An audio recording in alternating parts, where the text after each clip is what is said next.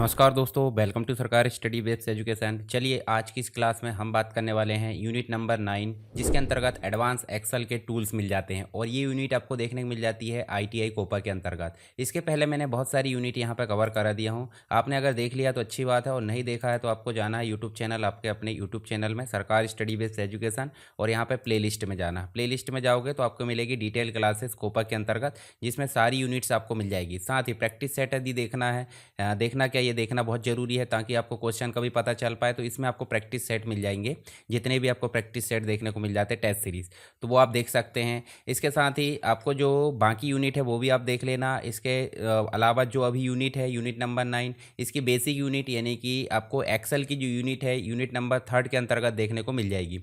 Unit number 9 में आपको advance चीज़ें मिल जाती है, जैसे कि एडवांस फार्मूला मिल जाएंगे और बाकी की चीज़ें। तो हम इसमें कंप्लीट रूप से डिटेल में बात करेंगे। तो सबसे पहले हम बात कर लेते हैं एडवांस फार्मूला और लॉजिक की।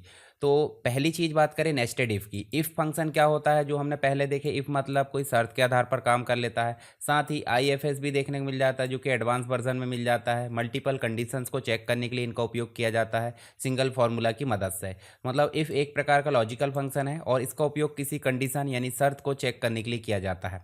मुख्य रूप से कंडीशन ट्रू होती है तो रिजल्ट देता है, और अगर फॉल्स होती है तो दूसरा गलत रिजल्ट देगा। यहाँ पे अगर सिंपल देखें तो जो इफ़ है, हम उदाहरण के लिए इफ़ में चलते हैं। हम यहाँ पे एक एक्सेल जो आपकी वर्क बुक है उसको ओपन कर लेते हैं यहाँ पे। और एक्सेल वर्क बुक ओपन करोगे तो यहाँ पे आप देखिए, उदाहरण के लिए इस सेल में अपन लिख देते हैं एज, और एज हम लिख देते हैं मान लीजिए 19। और यहाँ पे हम लगाते हैं इफ़, ये इफ़ लगाते हैं इफ़, और इफ़ के बाद हम ब्रैकेट शुरू करते हैं। लॉजिकल टेस्ट लगाने बोल रहा है, लॉजिकल टेस्ट में हमको लगाना है ये सेल को चेक करना। सेल का एड्रेस है B2, तो B2 बड़ा है या बराबर किसके, 18 के। तो सिंपल सी बात है, यहाँ पे क्या होना चाहिए, मुख्य रूप से आपको जो है रिजल्ट देगा। दो चीज़ें रहती है रिजल्ट में, आपको एक ट्रू वाला रिजल्ट आ जाता है और एक फॉल्स वाला। तो आप लिख दोगे क्या, डबल कोट के अंदर एज इट इज़ प्रिंट करना हो, और बगैर डबल कोट के लिखते हैं कैलकुलेशन के समय। तो हम यहाँ पे सीधे सीधे लिख देते हैं क्या, कि you can vote. You can vote मतलब आप बोल सकते हैं यू आर एलिजिबल, या यू कैन वोट लिख देते हैं। ठीक है, यू कैन वोट लिख देते हैं यहाँ पे, और डबल कोट बंद करके कॉमा में हम फॉल्स रिजल्ट लिखेंगे। डबल कोट लिखे और यू कैन नॉट वोट या कांट वोट कर देते हैं इस प्रकार से, और इस प्रकार से हमने लिखे और इसको हम क्लोज कर देते हैं, ब्रैकेट को बंद करते हैं और एंटर करते हैं। जब हमने एंटर करे तो देखिए यहाँ पे अभी क्या आ रहा है, यू कैन वोट, क्योंकि यहाँ पे 18 से बड़ी है और बराबर भी है। बराबर मतलब उससे बड़ी, बराबर हो तो ठीक है, जैसे मान लीजिए 18 कर दे तो भी यू कैन वोट आ रहा है क्योंकि बराबर है कंडीशन।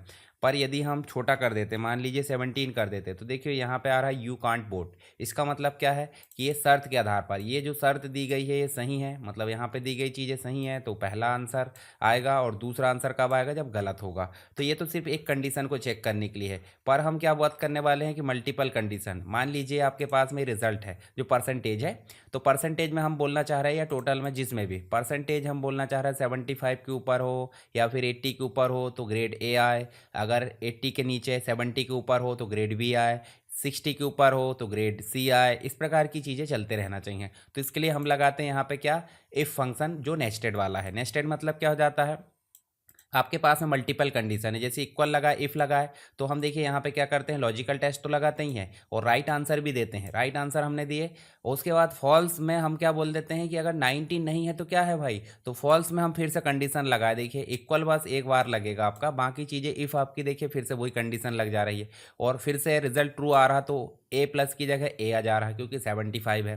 फिर उसके बाद अगर गलत है तो फिर से कंडीशन लग गई, अगर 60 है तो क्या आना चाहिए आपका, बी आना चाहिए, और अगर फिर गलत है तो इफ़ लगाकर फिर हमने बोल दी 45 है तो सी है, और अगर सी नहीं है मतलब 45 नहीं है तो सी रिजल्ट नहीं आएगा, तो क्या आ जाएगा, फाइनली फेल आ जाएगा। और हमने जितने भी ब्रैकेट स्टार्ट किए, मान लीजिए ब्लैक वाला किए हैं, आप देखिए मरून वाला किए हैं, उसके बाद पर्पल वाला किए हैं और ग्रीन वाला, तो इन सभी को हम 1 बाय 1 बंद कर देंगे। क्यों, क्योंकि पहले देखिए आपको ग्रीन वाला बंद मिल जाएगा इसका, फिर दूसरे नंबर का बंद मिल जाएगा पर्पल वाला, फिर मरून वाला मिलेगा, और फिर ब्लैक वाला।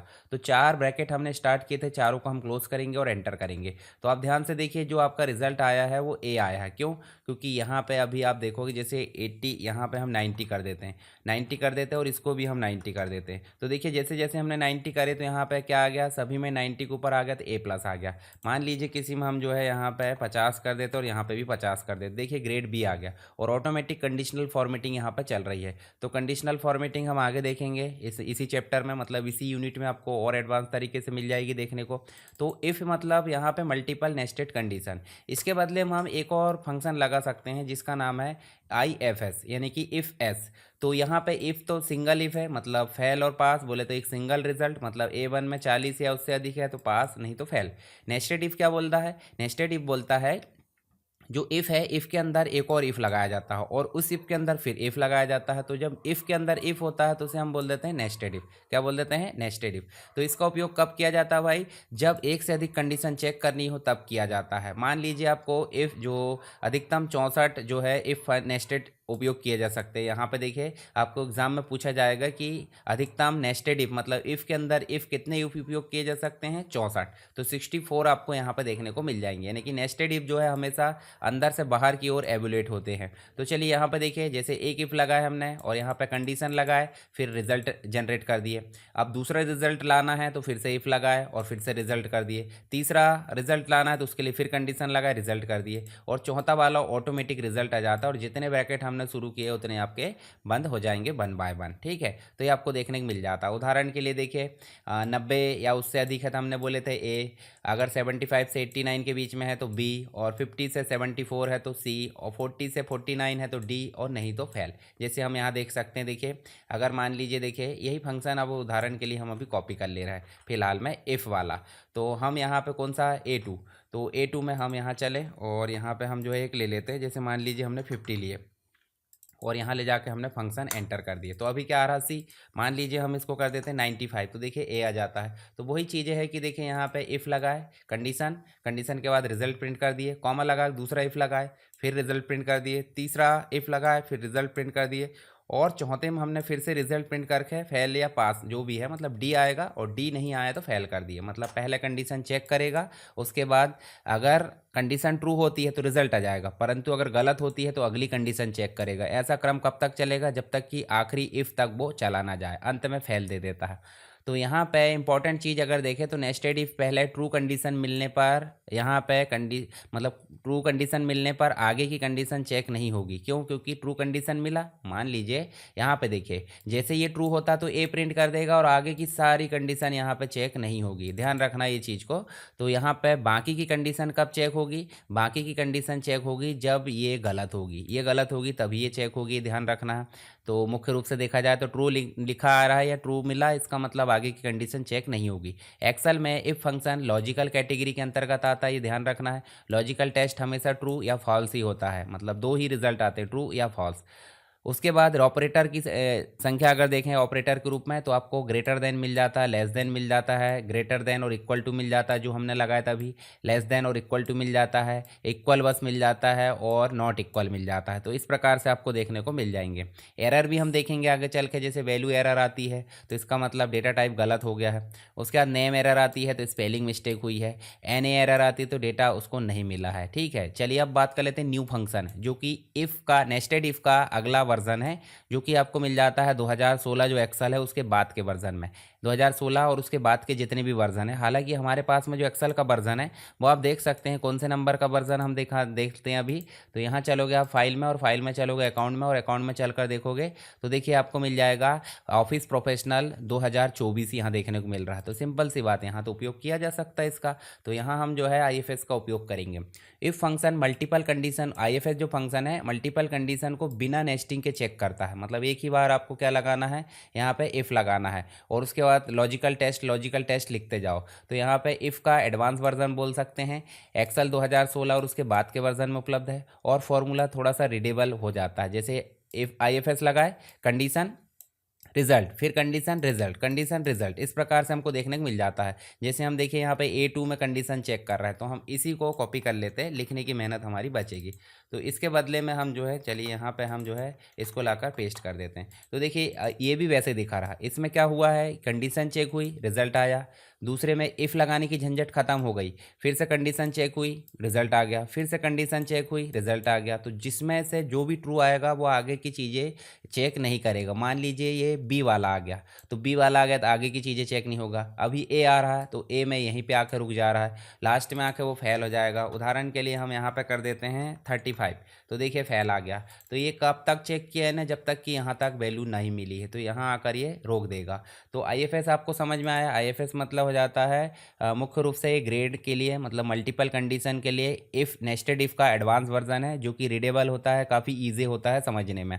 तो पहली कंडीशन ट्रू मिलते ही ये भी रिजल्ट दे देगा, आगे की चीज़ें चेक नहीं करेगा। मतलब नेस्टेड इफ़ की तरह ब्रैकेट मैनेज नहीं करना पड़ता। देखिए यहाँ पे एक ही ब्रैकेट आपको खोलना है और एक ही ब्रैकेट बंद करना है, बार बार इफ़ लगाने की झंझट भी यहाँ पे ख़त्म हो चुकी है। उसके बाद आप देखिए फॉर्मूला छोटा और समझने में आसान हो जाता है। दोनों में अंतर देखें तो इफ़ के अंदर इफ़ बोले तो नेस्टेड इफ़, और डायरेक्ट मल्टीपल कंडीशन आईएफएस में होती हैं। सभी वर्जन में नेस्टेड इफ़ मिल जाता है और ये एक्सेल 2016 के ऊपर वाले वर्जन में मिलता है आईएफएस। रीडेबिलिटी की अगर बात करें तो नेस्टेड इफ़ थोड़ा सा कॉम्प्लेक्स हो जाता है और आईएफएस थोड़ा सा ईजी हो जाता है। नेस्टेड इफ़ में आपको last value if else if अगर दे तो यहाँ पे फॉल्स मिल जाती है, वैल्यू इफ़ फॉल्स, और यहाँ पे जो है ब्रैकेट अधिक मिल जाते हैं। आईएफएस में देखें तो अलग से लिखना पड़ता है और कम यहाँ पे ब्रैकेट हो जाते हैं। Logical operators with nested if की बात करें तो एंड आपको मिल जाता है, जो आगे भी देखने को मिलेंगे। एंड का मतलब क्या हो जाता है कि अगर यहाँ पे देखिए एंड हमने पहले भी देखे थे, एंड मतलब हो जाता है दो या दो से अधिक कंडीशन में से सभी को ट्रू होना पड़ेगा तभी ये काम करेगा। उदाहरण के लिए देखिए A2 और B2 दोनों में आपके 40 से बड़े होना चाहिए। उदाहरण के लिए हम चलते हैं A2 और B2। चलिए यहाँ पे हम जो है एक नई सीट ले लेते हैं और A2 में ले लेते हैं हम क्या, यहाँ पे 60, और B2 में हम ले लेते हैं 50, और यहाँ हम एक फंक्शन लगा देते हैं। हम यहाँ पे एक जो है फंक्शन को लाकर पेस्ट कर देते हैं और देखिए क्या बोल रहा है, पास। मतलब इफ़ लगाकर हमने क्या बोले हैं ब्रैकेट के अंदर की एंड। इफ़ का अंदर जो है लॉजिकल टेस्ट लिखा जाता है, लॉजिकल टेस्ट के बदले में हमने क्या लिखा, एंड। और एंड में जितनी भी वैल्यू आती है वो सब ट्रू होना चाहिए, तभी आपका पहला रिजल्ट रन होगा, नहीं तो दूसरा। तो यहाँ पे देखिए अभी एंड में A2 बड़ा है या बराबर 40 के, बिल्कुल है। फिर B2 बड़ा है बराबर 40 के, बिल्कुल है। तो दोनों का रिजल्ट आ गया ट्रू। मतलब ट्रू और फॉल्स में आता है, अगर ट्रू आता है तो पास और फॉल्स आता तो फेल।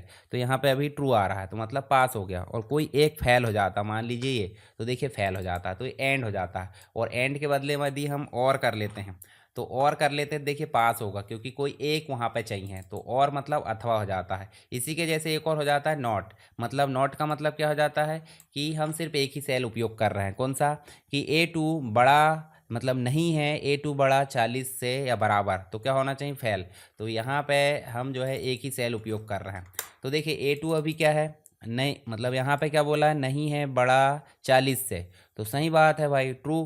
तो यहाँ पे देखिए ट्रू होगा तो क्या हो जाएगा, फॉल्स हो जाएगा, मतलब फेल हो जाएगा। जबकि ये क्या है, गलत है, तो गलत है तो पास हो गया, उल्टा रिजल्ट आता। नॉट मतलब नहीं, तो नॉट आपका उल्टा रिजल्ट देगा। मान लीजिए ये देखिए आपको जो है 20 कर देता, तो 20 करा तो ये फेल क्यों आ गया, क्योंकि नहीं है बोला तो ट्रू आ गया, और ट्रू आ गया तो फेल आ गया, और अगर वो फॉल्स बोलता तो पास हो जाता। तो नॉट ऑपरेटर आपका क्या बोल देता है, नॉट आपका जो है उल्टा रिजल्ट दे देता है।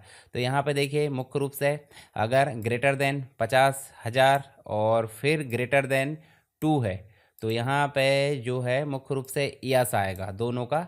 और ग्रेटर देन 50 बोले तो यस। ये मुख्य रूप से अगर देखें तो आपको जो इफ़ जाए मतलब एंड है, एंड लगाओगे तो दोनों में आपको ट्रू में देखने मिल जाएगा, और लगाओगे तो कोई एक भी सही रहेगा तो चलेगा।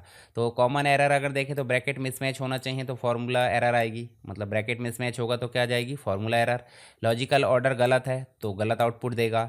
टेक्स्ट कंपैरिजन में डबल कोट लगाना बहुत ज़रूरी है, और ट्रू और फॉल्स का सही उपयोग करना बहुत ज़रूरी है। चलिए अब बात कर लेते हैं किसकी, लुकअप फंक्शन की। तो मैंने पहले बताया था लुकअप में 3 चीज़ें आ जाती है, एक वी लुकअप आ जाता है, एक एच लुकअप आ जाता है, और एक्स लुकअप आ जाता है। एक्स लुकअप आपका न्यू एडवांस वर्जन में मिलता है, जो दोनों का कॉम्बिनेशन होता है। तो मैं थोड़ा सा एक दे देता हूँ ओवरव्यू, फिर हम इसका उपयोग कर लेंगे। तो यहाँ देखिए लुकअप का अर्थ क्या हो जाता है, ढूंढना या खोजना। एक्सेल में लुकअप फंक्शन का उपयोग किसी टेबल में से जानकारी को ढूंढना हो जाता है। जैसे उदाहरण के लिए हम चलते हैं कहाँ पे, यहाँ देखिए आपके पास में मिल जाएगा, ये देखिए यहाँ देखिए एक टेबल बना है। ये टेबल आपका कुछ भी हो सकता है, बहुत सारा डाटा हो सकता है, पर इन बहुत सारे डाटा में से हम चाह रहे हैं कि इस सेल में हम कुछ भी टाइप करें। जैसे ये देखिए हम 109 टाइप कर रहे थे, ऑटोमेटिक आ जा रहा है, तो इसके लिए लगाते हैं हम V lookup. V lookup vertical में चीज़ों को ढूंढ कर लाता है। तो यहाँ पे हमने क्या फंक्शन लगाया, देखिए वी लुक इक्वल करके वी लुकअप लगाए, और जिस सेल से सर्च करना, मान लीजिए G3 से, G3 कहाँ है जिसमें हम वैल्यू एंटर कर रहे हैं, कहाँ से सर्च करना है, तो पूरा टेबल का एरे बोले तो ये पूरे टेबल का एरे जो कि A2 से लेकर कहाँ मिलेगा, E12 तक मिलेगा। और ये जो प्रोडक्ट नेम है वो कौन से नंबर पे है, देखिए पहले नंबर पे प्रोडक्ट कोड है, दूसरे नंबर पे वो है प्रोडक्ट को नेम, तो प्रोडक्ट नेम सेकंड नंबर पे है, तो 2 नंबर यहाँ पे आ गया। और फॉल्स मतलब हो जाता है ये आपका एग्जैक्ट मैच के लिए हो जाता है, तो लुकअप की जो रेंज है वो एग्जैक्ट मैच यहाँ पे नहीं होना चाहिए, मतलब एक प्रकार से अगर देखें तो फॉल्स लिख दिए। तो यहाँ पे जैसे ही हम 102 टाइप करें हैं तो यहाँ पे माउस आ जाना चाहिए, देखिए एंटर करके जैसे ही हमने 102 टाइप करें, मान लीजिए यहाँ चले 102 टाइप करें, माउस आ गया। अगर यहाँ कैटेगरी निकालना तो इसके लिए कॉलम नंबर 3 बस लगाना होता है, बाकी चीज़ें सेम होती है। प्राइस निकालना है तो इसके लिए कॉलम नंबर 4 लगाना होता है, बाकी चीज़ें सेम हो जाती है। और स्टॉक में अगर देखें तो कॉलम नंबर 5 आ जाता है, बाकी चीज़ें सेम होती है। तो ये पूरे टेबल में से वैल्यू खोजने के लिए वी लुकअप का उपयोग किया जाता है। वैसे ही अगर आपका टेबल कैसे में लिखा हुआ है, देखिए इस प्रकार से अगर लिखा है, मतलब ये लिखा था कैसे, ऐसे आड़े में हेडिंग थी, और ये कैसा लिखा रहेगा भाई, ये देखिए इस प्रकार खड़े में हेडिंग है, और बाकी चीज़ों का इस प्रकार से लिखा हुआ है, मतलब पूरी हेडिंग आपकी कैसी लिखी है, इस प्रकार खड़े में। और ये कैसे लिखी थी, आड़े, मतलब डेटा आपका वर्टिकल में है और ये डेटा आपका हॉरिजॉन्टल में है। और हॉरिजॉन्टल डेटा को निकालना है तो आपको लगाना होता है एच लुकअप, और एच लुकअप के साथ में मैच फंक्शन, इंडेक्स फंक्शन भी निकाल सकते हैं। जैसे उदाहरण के लिए देखिए यहाँ पे ये देखिए इस प्रकार से हमने लिख दिया और यहाँ एच लुकअप लगाया। एच लुकअप बोले तो हॉरिजॉन्टल, और किस सेल से सर्च करना है तो आपको देखने को मिल जाएगा, देखिए ये सेल आपको देखने को मिल जाते हैं यहाँ पे। किस एरे से सिलेक्ट करना है तो पूरी एरे हमने लिख दिए। मैच फंक्शन लगाया, मैच फंक्शन के अकॉर्डिंग क्या हो गया भाई, मैच फंक्शन के अकॉर्डिंग हमने क्या लिख लिए, देखिए इस कंप्लीट जो कॉलम है उसको हमने यहाँ पर ले लिए, और यहाँ पर हमने फॉल्स कर दी एग्जैक्ट मैच को। एंटर जैसे करें देखिए 85 आ गया। मान लीजिए मोहन के बदले में हम क्या टाइप कर देते हैं, सीता टाइप कर लेते हैं, तो देखिए सीता टाइप करें तो उसका 80 आ जाता है। तो हॉरिजॉन्टल में कौन करेगा, हॉरिजॉन्टल में चीज़ों को ढूंढने का काम करता है एच लुकअप। अब बात कर लेते हैं किसकी, एक्स लुकअप की। तो पहले वी लुकअप से रिलेटेड कुछ चीज़ें देख लेते हैं। तो वी लुकअप मतलब, वी लुकअप बोले तो वर्टिकल लुकअप हो जाता है, टेबल के पहले कॉलम में वैल्यू को खोजता है और उसी रो से दूसरे कॉलम की वैल्यू को निकालता है, चाहे वो 2 हो, 3 हो, 4 हो, जैसा भी। यह ऊपर से नीचे बोले तो वर्टिकल दिशा में सर्च करता है। तो इसका जो फॉर्मूला है बोले तो लुकअप वैल्यू जिसे खोजना है, लुकअप टेबल जो टेबल एरे है जिसमें से डेटा पूरी रेंज निकालना है, कॉलम इंडेक्स मतलब जिस कॉलम को निकालना है, और रेंज लुकअप मतलब हो जाता है फॉल्स एग्जैक्ट मैच के लिए, ट्रू हो जाता है अप्रॉक्सीमेट मैच के लिए। तो यहाँ पे एग्जैक्ट मैच के लिए फॉल्स यहाँ पे कर दिए। उसके बाद यहाँ मुख्य रूप से देखें तो जैसे इस सेल से खोजना है तो इसके सामने मान लीजिए 102 को खोजना है, तो वो बाकी को कॉलम नंबर 2 या 3 में से अमन को निकालेगा, 3 निकालेंगे तो 85 निकालेगा। इस प्रकार से हम समझ सकते हैं। चलिए वी लुकअप मुख्य रूप से देखें तो वर्टिकल लुकअप, फॉल्स लिखना सेफ रहता है इसलिए हम फॉल्स ही लिखते हैं हमेशा। चलिए नेक्स्ट, कॉलम नंबर आपको मैनुअली देना होता है जो पहला कॉलम होते हैं। दूसरा जो है आपका एच लुकअप है। एच लुकअप का मतलब क्या हो जाता है, हॉरिजॉन्टल लुकअप, मतलब यह टेबल की पहली रो में वैल्यू को खोजता है और नीचे वाली रो से डेटा निकाल कर लाता है। यह दाएं से बाएं सर्च करता है, इसलिए इसको बोला जाता है हॉरिजॉन्टल लुकअप। मान लीजिए नेम हम सर्च करेंगे तो वो कॉलम नंबर इसमें अगर देखें तो वो रवि निकाल कर लाएगा 1 मतलब 2 में, 3 में निकालेंगे तो क्या निकाल कर लाएगा, अमन, और उसके बाद यहाँ पे सीता। तो इस प्रकार की चीज़ें देखने को मिल जाती है। तो 102 हमने सर्च करे तो 102 देखिए इस प्रकार से है, और A1 से लेकर D3 तक यहाँ देखने को मिल जा रहा है। 3 मतलब हो जाता क्या, 3 मतलब हो जाएगा आपको 1 2 और 3 बोले तो 85 यहाँ निकल कर आ जाएगा। और फॉल्स मतलब एग्जैक्ट मैच के लिए हो जाता है, मतलब एच लुकअप पहली रो में सर्च करता है, रो नंबर मैनुअली देना होता है, और वी लुकअप जैसे ही काम करता है परंतु दिशा इसकी अलग होती है।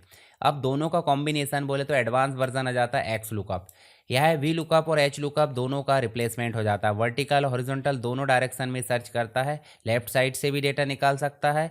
और ये आपको मिल जाता है एक्सेल 365 और एक्सेल आपका 2019 मतलब 2019 वाला जो एक्सेल है उसके ऊपर के वर्जन में देखने को मिल जाता है। और इसमें कॉलम नंबर देने की ज़रूरत नहीं पड़ती। क्या क्या देना होता है, लुकअप वैल्यू देना होता है, लुकअप एरे देना होता है, और रिटर्न एरे देना होता है, और इफ़ नॉट फाउंड के लिए कुछ देना होता है। जैसे मान लीजिए लुकअप वैल्यू बोले तो जिसे खोजना है, मान लीजिए 102 को खोजना है या जो भी है।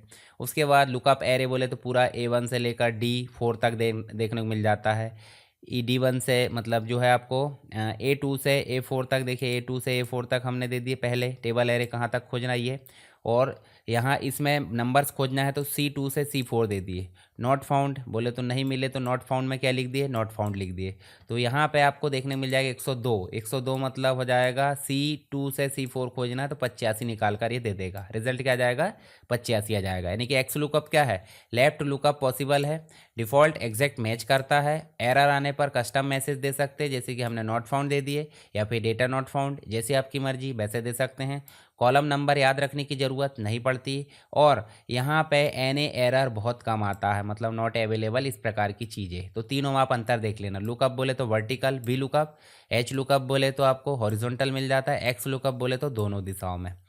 लेफ्ट लुकअप दोनों में नहीं मिलता, परंतु एक्स लुकअप में मिल जाता है। कॉलम रो नंबर दोनों में देने की ज़रूरत पड़ जाती है, एच में और वर्टिकल में, और एक्स लुकअप में नॉट रिक्वायर्ड। वर्जन की बात करें तो वी लुकअप और एच लुकअप सभी वर्जन में काम करेगा, पर एक्स लुकअप सीधे सीधे 2019 और उसके बाद वाले वर्जन में काम करेगा। इसके साथ ही डिफ़ॉल्ट मैच की बात करें तो अप्रॉक्सीमेट देना होता है एच में और वी में, और एक्स में आपको देना होता है एग्जैक्ट मैच। ठीक है। एन ए वैल्यू नहीं मिलती तब आती है रेफरेंस एरर, गलत कॉलम रो नंबर देने पर, और वैल्यू एरर आ जाती है डेटा टाइप मिसमैच के साथ में। अप्रॉक्सीमेट मैच में गलत रिजल्ट यहाँ पे देखने को मिल जाता है। अब आते हैं दो फंक्शन और, जिनको हम देख लेते हैं। इसका मतलब है इंडेक्स और match function. Dynamic left side data retrieval होते हैं। तो इंडेक्स जो है आपका वैल्यू निकालता है इंडेक्स के आधार पर, और मैच फंक्शन आपका कॉलम नंबर निकालता है। दोनों बस याद रखना है, आपको प्रैक्टिकल करके बताने की ज़रूरत नहीं है, क्योंकि मैं यहाँ प्रैक्टिकल करके बताऊँगा तो सारी चीज़ों के लिए बहुत समय लग जाएगा। इसलिए मैं आपको कॉन्सेप्ट क्लियर कर रहा हूँ ताकि आप एग्जाम में एमसीक्यूज़ को सॉल्व कर सके अच्छे से। प्रैक्टिकल क्लास आपको विस्तार में मिलेगी। अगर आपको एक्सेल पढ़ना है तो आप जाओ प्लेलिस्ट में, और प्लेलिस्ट में जाने के बाद आपको देखो एक्सेल का मास्टरी कोर्स मिलेगा, जो कि 28 दिन, मतलब 28 दिन का टोटल, और 31 क्लास है, मतलब 3-4 बोनस क्लास उसमें। तो वो आप देखोगे तो उसमें आपको सारे एडवांस फार्मूला फंक्शन देखने को मिल जाएंगे, यही सब। तो उसमें 28 दिन में कवर कराएगा, और मैं 2 घंटे में कैसे यहाँ पे पॉसिबल है। तो मैं आपको सिर्फ एमसीक्यू हल करने लायक यहाँ पे सारी चीज़ें क्लियर करा दे रहा हूँ, ताकि आप जो है प्रैक्टिकल ना भी बने तो आप एमसीक्यू उसको हल कर सके, क्योंकि प्रैक्टिकल सीखने के लिए तो बहुत समय लगेगा और समय हमारे पास कम है। तो यहाँ पे सिर्फ हम एमसीक्यू हल करना सीख रहे हैं। लुकअप कैटेगरी में आता है कौन सा, इंडेक्स और मैच फंक्शन भी। तो यहाँ मुख्य रूप से अगर देखें तो इंडेक्स की बात करें तो एरे देना होता है, रो नंबर देना होता है, कॉलम नंबर देना होता है। तो एरे बोले तो पूरा डेटा रेंज, जिसमें A1 से लेकर D4 जो भी रहता है। रो नंबर में किस रो से वैल्यू चाहिए, और कॉलम नंबर में किस कॉलम से वैल्यू चाहिए। मैच फंक्शन क्या है भाई, मैच फंक्शन मुख्य रूप से मैच फंक्शन किसी वैल्यू की पोजीशन स्थान बताता है, मतलब लुकअप वैल्यू कितने नंबर की पोजीशन पर है, और यह केवल पोजीशन रिटर्न करता, ना कि वैल्यू रिटर्न करता। ध्यान रखना ये चीज़ें। तो मैच में भी आपको देखने मिल जाएगा लुकअप वैल्यू। देखिए यहाँ पे मिल जा रहा था एरे, और यहाँ पे मिल जा रहा है लुकअप वैल्यू, मतलब किस चीज़ को आप सर्च करना चाह रहे हैं। लुकअप एरे दूसरे नंबर पर मिल जा रहा है A1 से लेकर D4। मैच टाइप मिल जाता है, तो एग्जैक्ट मैच यहाँ पे हो जाता है सबसे सुरक्षित। अप्रॉक्सीमेट मतलब असेंडिंग ऑर्डर में, डिसेंडिंग ऑर्डर के लिए आपको मिल जाता है -1, +1 आपको मिल जाता है अप्रॉक्सीमेट के लिए, और -1 मिल जाता है डिसेंडिंग ऑर्डर के लिए। अब दोनों फंक्शन का उपयोग करोगे, मतलब इंडेक्स प्लस मैच का उपयोग करोगे, तो वी लुकअप की जो कमियां थी, मतलब वी लुकअप की कमियों को दूर करने के लिए इंडेक्स प्लस मैच फंक्शन का उपयोग किया जाता है। तो इंडेक्स से वैल्यू आ जाती है, मैच से आपका नंबर आ जाता है, दोनों मिलकर आपका नंबर खोज ले रहा है या डेटा खोज ले रहा है। तो लेफ्ट साइड डेटा निकालने के लिए इसका उपयोग किया जाता है। डायनेमिक कॉलम सिलेक्शन के लिए हो जाता है। कॉलम नंबर मैनुअली बदलने की ज़रूरत नहीं पड़ती। लार्ज डेटा में ज़्यादा फ्लेक्सिबल देखने को मिल जाता है वी लुकअप, जो आपका इंडेक्स प्लस मैच। तो सिंपल अगर देखें तो आपको एक एग्जाम्पल दिया है, और एग्जाम्पल में हम क्या लगाना चाह रहे हैं, रोल नंबर 102 का मार्क्स निकालना चाह रहा है। तो हम यहाँ पे मैच फंक्शन लगाएंगे, और मैच फंक्शन लगाएंगे, देखिए 102 लगाए हमने, तो 102 का क्या जाएगा भाई, यहाँ पे दूसरे नंबर पर पोजीशन आ जाएगी। मुख्य रूप से ये कहाँ है, दूसरे नंबर पर, तो दूसरी पोजीशन आ जाएगी इस पर। मतलब इससे हम सिर्फ निकालेंगे क्या, यहाँ पे इसका जो है नंबर 2 आ जाएगा, और नंबर 2 के साथ में हम इंडेक्स की वैल्यू लगाते हैं। बोले तो इंडेक्स के साथ में अगर निकालते हैं तो इंडेक्स में पहले एरे आती है, और फिर हमने लगा दी सीधे सीधे मैच फंक्शन। मैच फंक्शन से क्या आता है, पोजीशन आती है। तो इंडेक्स जो है आपका C2 से C4 तक देखें तो यहाँ पे, और मैच किससे करना है भाई, मैच करना है 102 से। 102 कहाँ मिलेगा, A2 से A4, तो यहाँ पे मिलेगा। और सर्च कहाँ करना है, यहाँ, तो निकल कर क्या जाएगा, मतलब 102 से नंबर सर्च कर लिया, और यहाँ से जो आपका 85 सर्च कर लिया, तो रिजल्ट में आपका आ जाएगा 85। इस प्रकार से मैच और इंडेक्स फंक्शन दोनों वी लुकअप की कमियों को दूर कर लेते हैं। जाते हैं। लेफ्ट साइड के डेटा को भी ये सर्च कर सकते हैं। तो लेफ्ट साइड डेटा रिट्राइवल के लिए यहाँ इस प्रकार से हम जो है इंडेक्स और मैच फंक्शन का उपयोग करना आसान रहेगा। ठीक है, जैसे मान लीजिए हमने 102 दिए, तो 102 बोले तो यहाँ पे देखिए आपको देखने को मिल जाएगा A2 से A4 में हमने सर्च करे, तो A2 से A4 में हमने सर्च करे और यहाँ पे हम अमन सर्च कर लेंगे। ठीक है, मतलब 102 दे दिए तो दूसरा नंबर आ गया। और B2 से B4 में सर्च करना बोले तो ये वाला, तो यहाँ पे 102 मिल गया और 102 हमको सर्च करना है इंडेक्स, तो यहाँ पे इसकी वैल्यू आ जाएगी अमन, तो रिटर्न क्या हो जाएगा, अमन आ जाएगा। ठीक है, लेफ्ट साइड राइट साइड ये कोई फर्क नहीं पड़ता इसको। तो सिंपल है, डायनेमिक कॉलम रिट्राइवल के लिए आपको इंडेक्स और मैच फंक्शन का उपयोग करना यहाँ पे जरूरी हो जाता है। डायनेमिक है क्योंकि कॉलम पोजीशन मैच से निकल रही है। चलिए, मैच फंक्शन पोजीशन रिटर्न करता है, इंडेक्स आपका वैल्यू रिटर्न करता है, दोनों मिल जाए तो वी लुकअप की कमियों को दूर कर लेते हैं। एग्जैक्ट मैच के लिए मैच में 0 लिखना जरूरी हो जाता है और index plus match left lookup के लिए उपयोग किया जाता है। वी लुकअप से ज़्यादा फ्लेक्सिबल है, मतलब आपका जो है कस्टमाइजेबल है और लार्ज डेटा सेट के लिए काफ़ी ज़्यादा अच्छा हो जाता है। तो वी लुकअप जो है लेफ्ट साइड के लिए पॉसिबल नहीं है, परंतु इंडेक्स प्लस मैच आपका लेफ्ट साइड के लिए लेफ्ट लुकअप के लिए पॉसिबल है। कॉलम नंबर जो है आपका वी लुकअप में फिक्स्ड होता है, इंडेक्स मैच में डायनेमिक होता है। फ्लेक्सिबिलिटी की बात करें, ज़्यादा फ्लेक्सिबल है कौन, इंडेक्स मैच, और वी लुकअप आपका कम है। एरर संभव है, एरर आना संभव है किसमें, वी लुकअप में। और जो आपका इंडेक्स प्लस मैच है उसमें स्टेबल रहता है, मतलब एरर की संभावना बहुत कम रहती है। तो एरर तो आप देख लिए, एरर हम देख भी सकते हैं। एक फंक्शन और है फॉर्मूला, हालांकि पुराने वर्जन में कंट्रोल शिफ्ट एंटर के साथ में इसमें काम कर सकते हैं, परंतु बाद के वर्जन में एरे फार्मूला भी देखने को मिल जाता है, मतलब मल्टीपल कैलकुलेशन के लिए एरे फार्मूले की ज़रूरत पड़ जाती है। तो वैल्यू का जो ग्रुप है या रेंज ऑफ सेल्स है उनको एक साथ कैलकुलेट करना है, तो हमको किसकी ज़रूरत पड़ती है, एरे की। तो एक्सेल में एरे जो है एक या एक से अधिक सेल की रेंज हो सकती है। जब कोई फार्मूला एक साथ कई वैल्यू पर कैलकुलेशन करता है तो उसे एरे फार्मूला कहते हैं। और यह एक ही समय में, मतलब एक ही समय मल्टीपल कैलकुलेशन कर सकता है। नॉर्मल फार्मूला एक सेल पर काम करता है, लेकिन एरे फार्मूला आपका कई सेल में एक साथ काम कर सकता है। पुराने एक्सेल के जो वर्जन है, जैसे कि 2019 से पहले, इसमें जो है हम कंट्रोल शिफ्ट एंटर से इसका उपयोग करते थे, पर वर्तमान में अगर देखें तो एंटर करने पर जो है फार्मूला के चारों तरफ ब्रैकेट लग जाता था, जिसे हम कर्ली ब्रैकेट बोल देते हैं।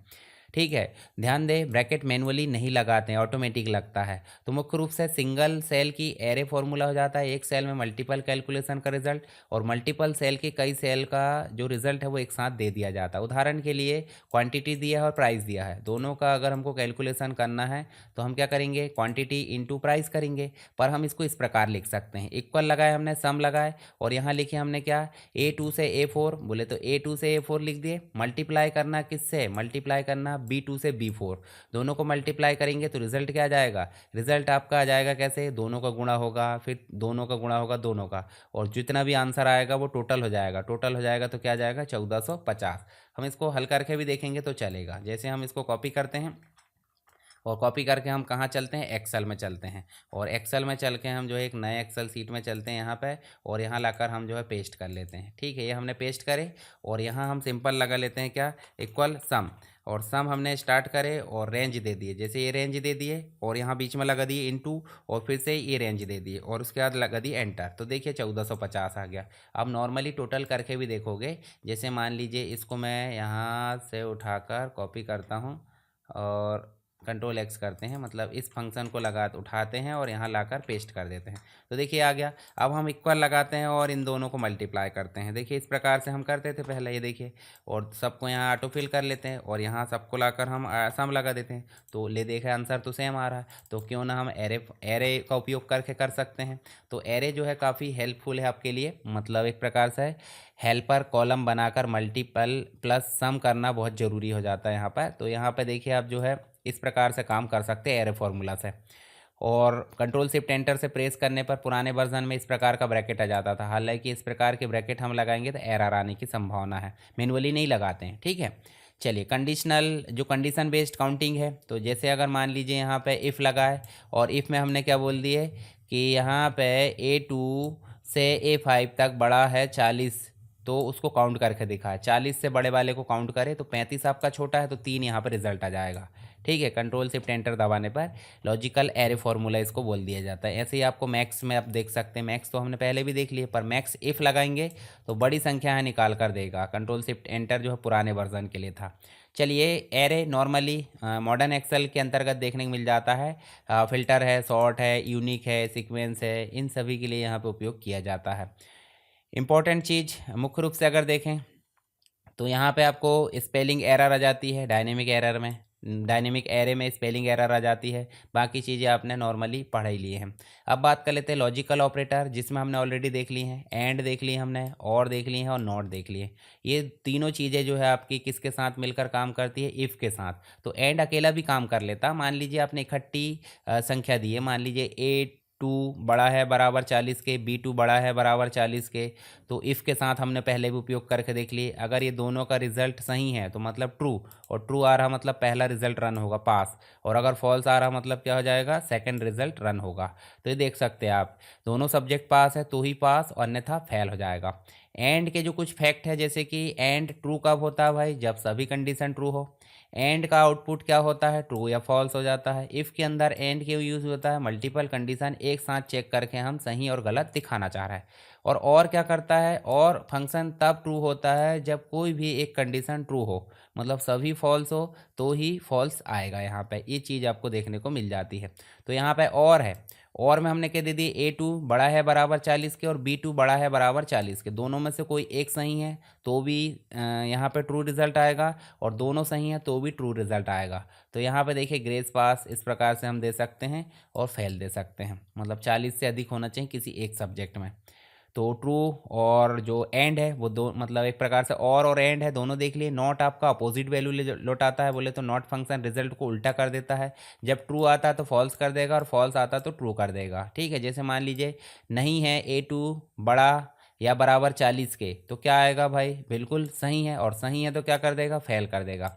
और गलत होगा ये तो क्या कर देगा? पास कर देगा। यानी कि मार्क्स 40 से कम है तो क्या हो जाएंगे? फेल, और अगर 40 से ज़्यादा है तो पास हो जाएंगे। तो इस प्रकार से ये चीज़ें देखने को मिल जाती है हमको, तीन लॉजिकल जो मतलब ऑपरेटर है, और साथ ही लॉजिकल ऑपरेटर में आपको ये चीज़ें मिल जाती है: greater than, less than, greater than equal to, less than equal to, equal और नॉट इक्वल। ये हमने पहले भी देख लिए हैं। नेस्टेड लॉजिकल एग्जांपल में भी आप देख सकते हैं, जिसमें आपको नॉर्मली अभी हमने देखे थे इफ़ भी लगाए, और उसके बाद हमने एंड भी लगाया। तो ये नेस्टेड कहलाता है, मतलब एक कंडीशन के अंदर दूसरी कंडीशन लगी है, तो नेस्टेड कंडीशन इसको हम बोल सकते हैं। चलिए आगे देखें, तो आपको नेक्स्ट देखने को मिल जाता है एरर की हैंडलिंग। तो एरर कितने प्रकार की होती है वो आपको पता होना चाहिए। तो एरर मुख्य रूप से देखिए कुछ आप देख सकते हैं, डिवाइड जीरो वाली एरर आती है। तो किसी संख्या को जीरो से डिवाइड करने पर जो एरर आती है वो डिवीज़न ज़ीरो आ जाती है। एन एरर कब आती है? जब वैल्यू उपलब्ध नहीं होती है। और उसके बाद वैल्यू एरर कब आती है? जब गलत डेटा टाइप दिया जाता है। रेफरेंस एरर कब आती है? जब सेल रेफरेंस गलत दिया जाता है। नेम एरर कब आती है? जब फॉर्मूला या फंक्शन की स्पेलिंग गलत हो जाती है। और नल एरर कब आती है? जब रेंज गलत लिखा होता है। तो इन एरर को संभालने के लिए एरर हैंडलिंग फंक्शन का उपयोग किया जाता है, ध्यान रखना ये चीज़ें। उसके बाद आप देखोगे इफ़ एरर फंक्शन। तो इफ़ एरर फंक्शन जो है आपका क्या करता है? कोई एरर आती है तो ये इसे पकड़ लेता है, और एरर की जगह कस्टम मैसेज दे देता है या दूसरा वैल्यू दिखा सकता है। तो मुख्य रूप से इफ़ एरर फंक्शन लगाएंगे हम, तो यहाँ पे वैल्यू और if error, value if error मतलब वैल्यू मतलब जो फॉर्मूला चेक करना वो लिखा जाता है, और वैल्यू इफ़ एरर मतलब एरर आने पर क्या दिखाना वो दिखाया जाता है। जैसे मान लीजिए जो आपका 200 है, 200 को हम जो है किससे डिवाइड करना चाह रहे हैं? 200 को डिवाइड करना चाह रहे हैं जीरो से। तो यहाँ पे A2 को B2 से डिवाइड कर दिए। दूसरे में देखें तो यहाँ दूसरी रो में आपको इस प्रकार की एरर आएगी, डिप जीरो। ठीक है, और तो यहाँ सिंपल हमने लिख दिए डिवाइड, और यहाँ नॉट पॉसिबल लिख दिए। भाई जीरो एरर नहीं आएगी, डिप जीरो एरर नहीं आएगी, कस्टम एरर आ जाएगी। किसके माध्यम से? इफ़ एरर के माध्यम से। तो जो एरर आती है उसको मॉडिफाई करने का काम करता है इफ़ एरर, ध्यान रखना ये चीज़ें। कस्टम मैसेज के लिए इफ़ एरर, और इस एरर क्या करता है भाई? इस एरर आपका चेक करता है फॉर्मूला में एरर है या नहीं, और एरर है तो ट्रू देगा, और नहीं है तो फॉल्स देगा। तो इस एरर और वैल्यू लिख दिए, तो सिंपल ये अपने आप काम करेगा। A2 divide by B2, error आएगी तो ट्रू देगा, और नहीं आएगी तो फॉल्स देगा। ये सिंपल ट्रू और फॉल्स ही देगा जो आपका इस एरर है। तो इस एरर आप देख सकते हैं, इफ़ के साथ में भी इस एरर लौटा सकते हैं अपन। देखिए इस एरर A2 में अगर एरर पॉसिबल है तो एरर फाउंड, और नहीं है तो ये डिवाइड का आपका जो है आंसर आ जाएगा। ठीक है, इस प्रकार से अभी हम इफ़ के साथ में मतलब नेस्टेड कंडीशन भी लगा सकते हैं। उसके बाद इफ़ एन ए मतलब एक प्रकार से इफ़ एन ए केवल जो है जो एन ए एरर आती है उसको हैंडल करता, मतलब अन्य एरर को हैंडल नहीं करेगा। तो वी लुकअप और मैच के साथ में इसका उपयोग किया जाता है ज़्यादातर, इफ़ एन ए का उपयोग। ठीक है, याद रखना वी लुकअप और जो आपका कौन सा है मैच, दोनों के साथ में इफ़ एन ए जो फंक्शन है उसका उपयोग किया जाता है। ठीक है, तो यहाँ पे देखिए इफ़ एन ए और वी लुकअप का जो भी एरर आएगी तो उसको जो है क्या कर देगा ये, मतलब आएगी तो ठीक है और नहीं आएगी तो यहाँ पे नॉट फाउंड लिखा आएगा, मतलब एन ए की जगह नॉट फाउंड लिखा आएगा। चलिए if error, is error, if N A, तीनों को आप देख सकते हैं। इसका उद्देश्य क्या है भाई, एरर को रिप्लेस करता है इफ़ एरर, ये एरर को चेक कर देगा इज़ एरर, और केवल एन ए हैंडल कर देता है if N A. Custom message दे सकते हैं हम इफ़ एन ए और इफ़ एरर में, परंतु इज़ एरर में ट्रू और फॉल्स ही दिया जाता है। ऑल एरर के साथ कौन काम करता है भाई, इफ़ एरर और इज़ एरर, परंतु ऑल एरर के साथ में इफ़ एन ए काम नहीं करता क्योंकि एन ए के साथ बस करता है। साथ ही शॉर्ट फार्मूला की बात करें तो इफ़ एरर में शॉर्ट लिखा जाता है, इफ़ एन ए में भी शॉर्ट, और यहाँ पे इज़ एरर में शॉर्ट फार्मूला नहीं होता। चलिए नेक्स्ट देखें, तो मुख्य रूप से अगर देख सकते हैं कॉमन मिस्टेक देखिए, इफ़ एरर का दूसरा आर्गूमेंट खाली छोड़ देना, ये एरर आती है। इस एरर को अकेले यूज़ करके रिजल्ट एक्सपेक्ट करना, उसके बाद इफ़ एन ए को सभी एरर के लिए यूज़ कर लेना, ये सब गलत है, मतलब कुछ मिस्टेक हो सकती हैं। अब बात कर लेते हैं सेकंड चैप्टर जिसका नाम है data analysis and summary tool, जिसमें आपका सबसे पहला जाता है पिवोट टेबल। पिवोट टेबल का मतलब क्या हो जाता है कि आप बड़े डेटा को एक समरी के फॉर्म में बोले तो पिवोट टेबल एक पावरफुल डेटा एनालिसिस टूल है। इसका उपयोग बड़े डेटा या लार्जेस्ट डेटा को समरी के रूप में दिखाना होता है। हम सीधे चलते हैं और सीधे चल के हम जो है यहाँ पे चलते हैं, और यहाँ आप देखिए आपके पास में बहुत बड़ा डेटा है। अब बहुत बड़ा डेटा मतलब इतना डेटा है, ये डेटा को हम अभी कॉपी कर लेते हैं कहाँ पे, एक नई सीट में। यहाँ चलते हैं और यहाँ चल के हम इसको पेस्ट कर लेते हैं, नॉर्मली इस प्रकार से हम इसको पेस्ट कर लेते हैं। ठीक है, और इस डेटा पे हम बनाना चाह रहे हैं क्या, एक पिवोट टेबल बनाना चाह रहा है। तो सिलेक्ट करें, सेलेक्ट करके आपको जाना इंसर्ट में और आपको जाना पिवोट टेबल में। ये जो सारी चीज़ें जो आई है उसको जैसे कि वैसे ऐसे ओके कर देना है। आपके पास में पिवोट टेबल की फील्ड लिस्ट आएगी, देखिए अब फील्ड लिस्ट में जितनी भी फील्ड है वो दिख रही है और चार आपको बॉक्स मिलेंगे। देखिए जो फील्ड है, फील्ड एरिया चार मिल जाएंगे, जिसके अंतर्गत आपको फिल्टर है, कॉलम है, रो है और वैल्यू, ये चार चीज़ें मिलेगी। तो यहाँ आप क्या क्या रख सकते हैं, मान लीजिए रीजन वाइज दिखाना तो रीजन आपने यहाँ रख दिए। प्रोडक्ट आपको दिखाना है, चलिए पहले टोटल सेल बस दिखा देते हैं। तो देखिए रीजन और टोटल सेल हम देख सकते हैं। देखिए रीजन वाइज तो आपको डायरेक्ट दिखा दे रहा है, ईस्ट का कितना टोटल है, नॉर्थ का कितना है, साउथ का कितना है, वेस्ट का कितना, सबका टोटल भी आ जा रहा है यहाँ पे। तो इस प्रकार हम जो है रीज़न वाइज देख सकते हैं। यदि हम जो है रीज़न को ऑफ कर देते हैं, मान लीजिए रीज़न को ऑफ कर देते हैं, तो हम प्रोडक्ट वाइज भी देख सकते हैं। देखिए प्रोडक्ट वाइज भी आपका टोटल आ जाएगा, टोटल उतना ही है। और रीज़न को हम अलग अलग कर सकते हैं, जैसे मान लीजिए रीज़न को यहाँ रख दिए, तो देखिए रीज़न वाइज आपका जो सेल है और साथ में प्रोडक्ट वाइज है, सभी के हिसाब से देखिए यहाँ टोटल भी दिख रहा है इसके हिसाब से भी, और रीज़न के हिसाब से भी टोटल दिख रहा है, सबका ग्रैंड टोटल भी दिख रहा है। तो ये भी हम देख सकते हैं। साथ ही इसमें अगर कोई हम फिल्टर लगाना चाहते हैं तो हम लगा सकते हैं, डेट के हिसाब से फिल्टर लगा सकते हैं, या जैसा भी मान लीजिए सेल्स पर्सन के हिसाब से फिल्टर लगाना है तो आप देखिए फिल्टर लगा सकते हैं। ये देखिए मान लीजिए एक व्यक्ति का देखना, देखिए इरेजर और स्केल यहाँ देखने को मिल जाता है, तो फिल्टर लगा सकते हैं। सेलेक्ट ऑल करोगे तो देखिए यहाँ पे आप देख सकते हैं ऑल कर सकते हैं, सभी का दिखाना एक साथ डेटा तो सभी का दिखा सकते हैं। तो ये हो जाता है आपका पिवोट टेबल। इसके बारे में फैक्ट देख लेते हैं। तो यह डेटा को सम भी कर सकता है, काउंट भी कर सकता है, एवरेज भी, मैक्स भी, मिन भी, इस प्रकार से ये कर सकता है। कैसे, जो आपका सम वाला जो वैल्यू है, वैल्यू में आप जाओगे यहाँ पे तो आप देखोगे वैल्यू की फील्ड सेटिंग मिलेगी, और फील्ड सेटिंग में जाओगे तो आपको सभी फंक्शन मिल जाते हैं यहाँ पे। इन फंक्शन को आप बदल सकते हैं। ठीक है, तो अपने हिसाब से आप बदल लेना अगर ज़रूरत पड़ी तो, मतलब ये सारे फंक्शन इसमें आप अप्लाई कर सकते हैं। और बाय डिफ़ॉल्ट कौन सा फंक्शन होता है ये पता है आपको, कौन सा, सम फंक्शन होता है। डेटा को अलग अलग एंगल, मतलब एक प्रकार से अगर देखें पिवोट से देखने की सुविधा यहाँ होती है, और बिना ओरिजिनल डेटा को बदले। उदाहरण के लिए हम इसमें कुछ काम कर रहे हैं तो हमारा जो सीट 4 है, जो डेटा है उसमें कोई भी छेड़छाड़ नहीं हो रही है, बाद में हम उसे रिफ्रेश भी कर सकते हैं। हालांकि मतलब जो आपका डेटा बना है उसको हम बाद में रिफ्रेश भी कर सकते हैं। तो पिवोट एनालाइज जो है, मतलब पिवोट टेबल का एनालाइज टूल है, इसमें आपको चीज़ें देखने को मिल जाएगी। देखिए आपको रिफ्रेश देखने को मिल जाएगा, कोई भी डेटा अगर क्या हुआ है, मतलब यहाँ पे आपने चेंजेस करे हैं तो आप रिफ्रेश कर दो, यहाँ ऑटोमेटिक चेंज हो जाएगा। उसके बाद डेटा सोर्स भी आप यहाँ से सेलेक्ट कर सकते हैं, अगर कोई डेटा सोर्स बदलना है तो वो कर सकते हैं। साथ ही इसमें आपको चार्ट वगैरह बनाना है तो उसके लिए हो जाता है पिवोट चार्ट। मतलब पिवोट चार्ट आपका इस डेटा पर काम करेगा, पिवोट टेबल, और जो नॉर्मल चार्ट है वो नॉर्मल डेटा पर काम करेगा। तो यहाँ पे आपको पिवोट चार्ट भी देखने को मिल जाएगा। उदाहरण के लिए हम सीधे क्लिक करते हैं और कोई भी चार्ट ऐसे ले आते हैं। मान लीजिए आपको ले आना लाइन चार्ट या फिर कॉलम चार्ट, पाई चार्ट, जो भी कॉलम चार्ट ले आए, ओके कर दिए। तो देखिए आपको सभी प्रोडक्ट के हिसाब से यहाँ पे कॉलम चार्ट देखने को मिल जाएंगे। अभी कॉलम चार्ट कैसे, मान लीजिए आपको जो है क्या देखना है भाई, यहाँ पे देखिए आपको जो है कॉलम में सभी रीज़न नहीं देखना है, यहाँ पे ईस्ट बस देखना है। तो ईस्ट बस का यहाँ पे दिखने लगा। ये आपका जो है एक प्रकार से क्या है, ये आपका पिवोट चार्ट है। और पिवोट चार्ट क्या होता है, पिवोट चार्ट मुख्य रूप से जो पिवोट टेबल उसके साथ में कनेक्टेड होता है। इसी के अलावा एक चीज़ और हम ले सकते हैं, पिवोट टेबल एनालाइज में जाएंगे और यहाँ पे आपको एक चीज़ मिल जाएगी, इंसर्ट स्लाइजर। इंसर्ट स्लाइजर में जाएंगे तो यहाँ आप देख सकते हैं, देखिए आप चाहते हो कि किसके हिसाब से दिखे, रीज़न के हिसाब से, और एक मिल जाना चाहिए प्रोडक्ट के हिसाब से, ओके कर दो। तो देखिए यहाँ पे दो स्लाइजर आ गए दो स्लाइजर। ये दो स्लाइजर जो है आपको बताते हैं कि आप जो है फ़िल्टर लगा सकते हैं डायनेमिक। देखिए डायनेमिक फ़िल्टर मतलब यहाँ आपको कॉलम सेलेक्ट करने की ज़रूरत नहीं, आप दो लगा सकते हैं। देखिए यहाँ पे आप देखोगे तो मैं इसको अलग कर लेता हूँ और यहाँ पे इसको इधर साइड रख देता हूँ। यहाँ देखिए दो लगा लिए, और यहाँ देखिए हम जो है बेस्ट भी लगा सकते हैं। ये देखिए इसको हम इस प्रकार कर लेते हैं, और नॉर्थ भी लगा सकते हैं। तो इस प्रकार सभी देखना है, या फिर कोई ग्लू स्टिक देखना है तो ग्लू स्टिक का दिख जाएगा। देखिए पेन देखना, पेन का दिख जाएगा। मल्टीपल इसमें देखना चाहते हैं, देखिए मल्टीपल का दिख जाएगा।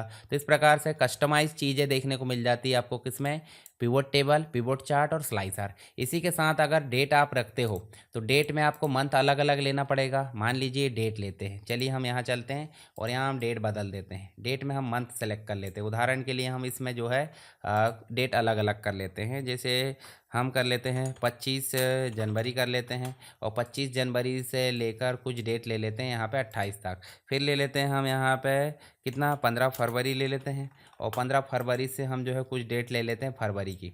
ठीक है, उसके अलावा हम ले लेते हैं कुछ मार्च की। जैसे मान लीजिए हम ले लेते हैं 18 मार्च से ले लेते हैं, और 18 मार्च से कुछ डेट ले लेते हैं मार्च की। कुछ ले लेते हैं हम अप्रैल की, मान लीजिए हम अप्रैल की ले लेते हैं 12 अप्रैल से कुछ डेट ले लेते हैं इस प्रकार से। तो देखिए, और कुछ ले लेते हैं हम मई की, मतलब यहाँ पे 19 मई से ले लेते हैं, और इसको हम ऐसे ड्रैग कर लेते हैं। ठीक है, ये चीज़ हमने ले लिए। अब इसको हम जो है नॉर्मली यहाँ जाएंगे और यहाँ जाकर हम करेंगे क्या, पिवोट एनालाइज में जाकर रिफ्रेश करेंगे, और यहाँ हम जो है डेट लेंगे। तो डेट का भी हम स्लाइजर लगा सकते हैं। चलिए हम डेट का स्लाइजर ले लेते हैं, पिवोट एनालाइज में चलते हैं, इंसर्ट स्लाइजर में चलते हैं, और यहाँ डेट ले लेते हैं। तो डेट का भी देखिए यहाँ पे इस प्रकार आ गया, देखिए कंप्लीट। ये देखिए डेट वाइज भी देख सकते हैं, और डेट वाइज देखना है उसके लिए हम टाइमलाइन में क्या ले सकते हैं, मतलब हम जो है पिवोट एनालाइज में चलते हैं, और पिवोट एनालाइज टूल में यहाँ से टाइमलाइन भी ले सकते हैं। टाइमलाइन में आपके पास में डेट आ गई, डेट में देखिए टाइमलाइन आ गई। अब ये तो हो गया आपका स्लाइजर। यहाँ पे आप टाइमलाइन का उपयोग करोगे तो टाइमलाइन क्या है भाई, टाइमलाइन मुख्य रूप से दिसंबर का दिखाना हो, दिसंबर का दिखा रहा है, दिसंबर है ही नहीं हालांकि। तो हम वापस से चलते हैं, यहाँ पे मई का दिखाना है तो देखिए मई का दिखा सकते हैं। ये देखिए इस प्रकार से, ये देखिए सभी सेल आपको देखने को मिल जा रही है। यहाँ पे आप जो है इनको सबको सेलेक्ट कर लो एक बार। जैसे मान लो फ़िल्टर को क्लियर कर देते इसका भी, और जो है इसमें आप जो है इसका भी फ़िल्टर क्लियर कर दो। ठीक है, यहाँ पे देखिए सभी आपको देखेंगे, इसका भी फ़िल्टर क्लियर कर दो। इसमें आप सभी को सेलेक्ट कर लो। ये देखिए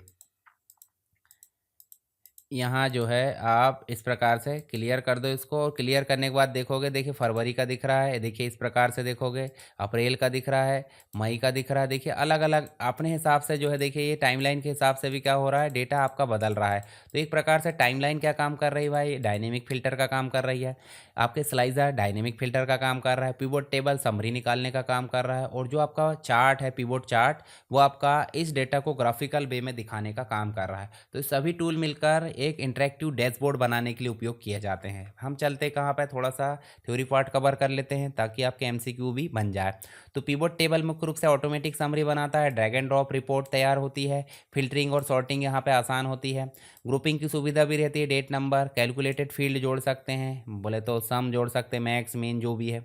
डेटा बनाए हमने, फिर उसके बाद इंसर्ट में गए, पिवोट टेबल क्लिक करें, न्यू वर्कशीट चुने, ओके करें। उसके बाद 4 कॉलम हमने देखे, रो कॉलम, वैल्यू और फिल्टर, इनमें हमने डेटा को ड्रैग कर लिए, और उसके बाद हम ग्रुपिंग भी बना सकते हैं, मतलब ड्रैग फील्ड का रो में डाल सकते हैं।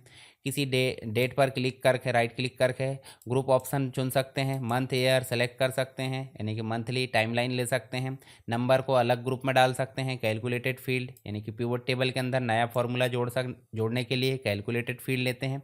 तो ये चीज़ हमको मिल जाती कहाँ पे, जो पिवट टेबल है उसके अंदर मिल जाती है। तो आप इस एक्सेल की जो पीडीएफ मिलेगी इसको आप अच्छे से एक बार रिवाइज कर लेना, ताकि सारी चीज़ें जो मैंने समझाया हूँ वो आपको यहाँ पे समझ में आ जाए।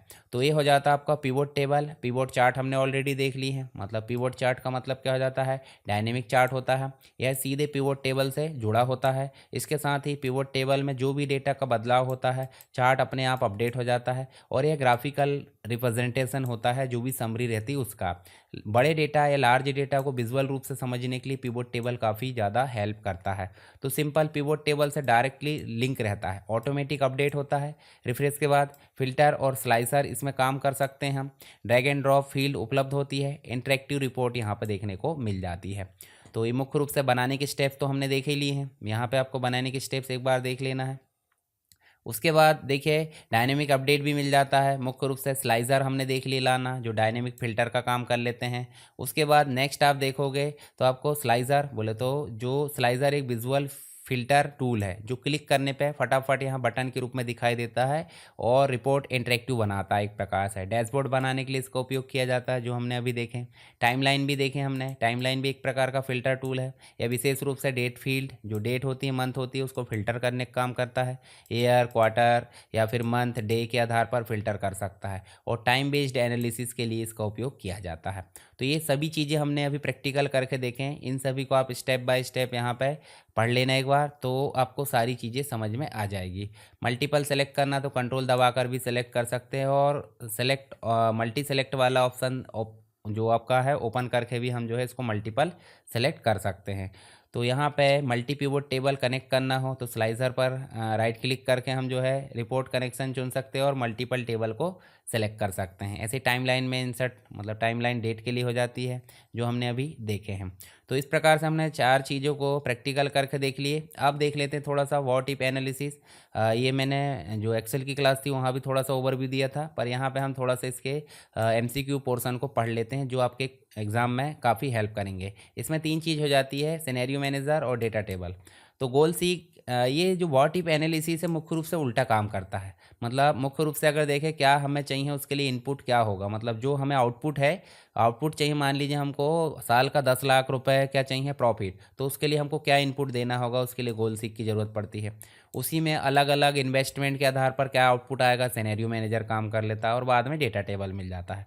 तो व्हाट इफ एनालिसिस मतलब यदि ऐसा हो तो क्या होगा, डिसीजन मेकिंग टूल हो जाते हैं ये, और किसी एक या एक से अधिक इनपुट वैल्यू को बदलकर रिजल्ट का प्रभाव देख सकते हैं। यानी कि फाइनेंस है, सेल्स बजट है, प्लानिंग है, इसमें बहुत उपयोग किए जाते हैं। और यह डेटा टैब में उपलब्ध होता है। डेटा टैब बोले तो यहाँ पे आप देखोगे एक्सेल में, और एक्सेल में चल के देखोगे तो यहाँ पे आप देखिए डेटा टैब के अंदर जाकर देखोगे तो व्हाट इफ एनालिसिस मिलेंगे। जैसे आप यहाँ क्लिक करते हैं व्हाट इफ एनालिसिस में सिनेरियो मैनेजर, गोल सीक और डेटा टेबल, ये तीन चीज़ें आपको देखने को मिल जाती है यहाँ पे।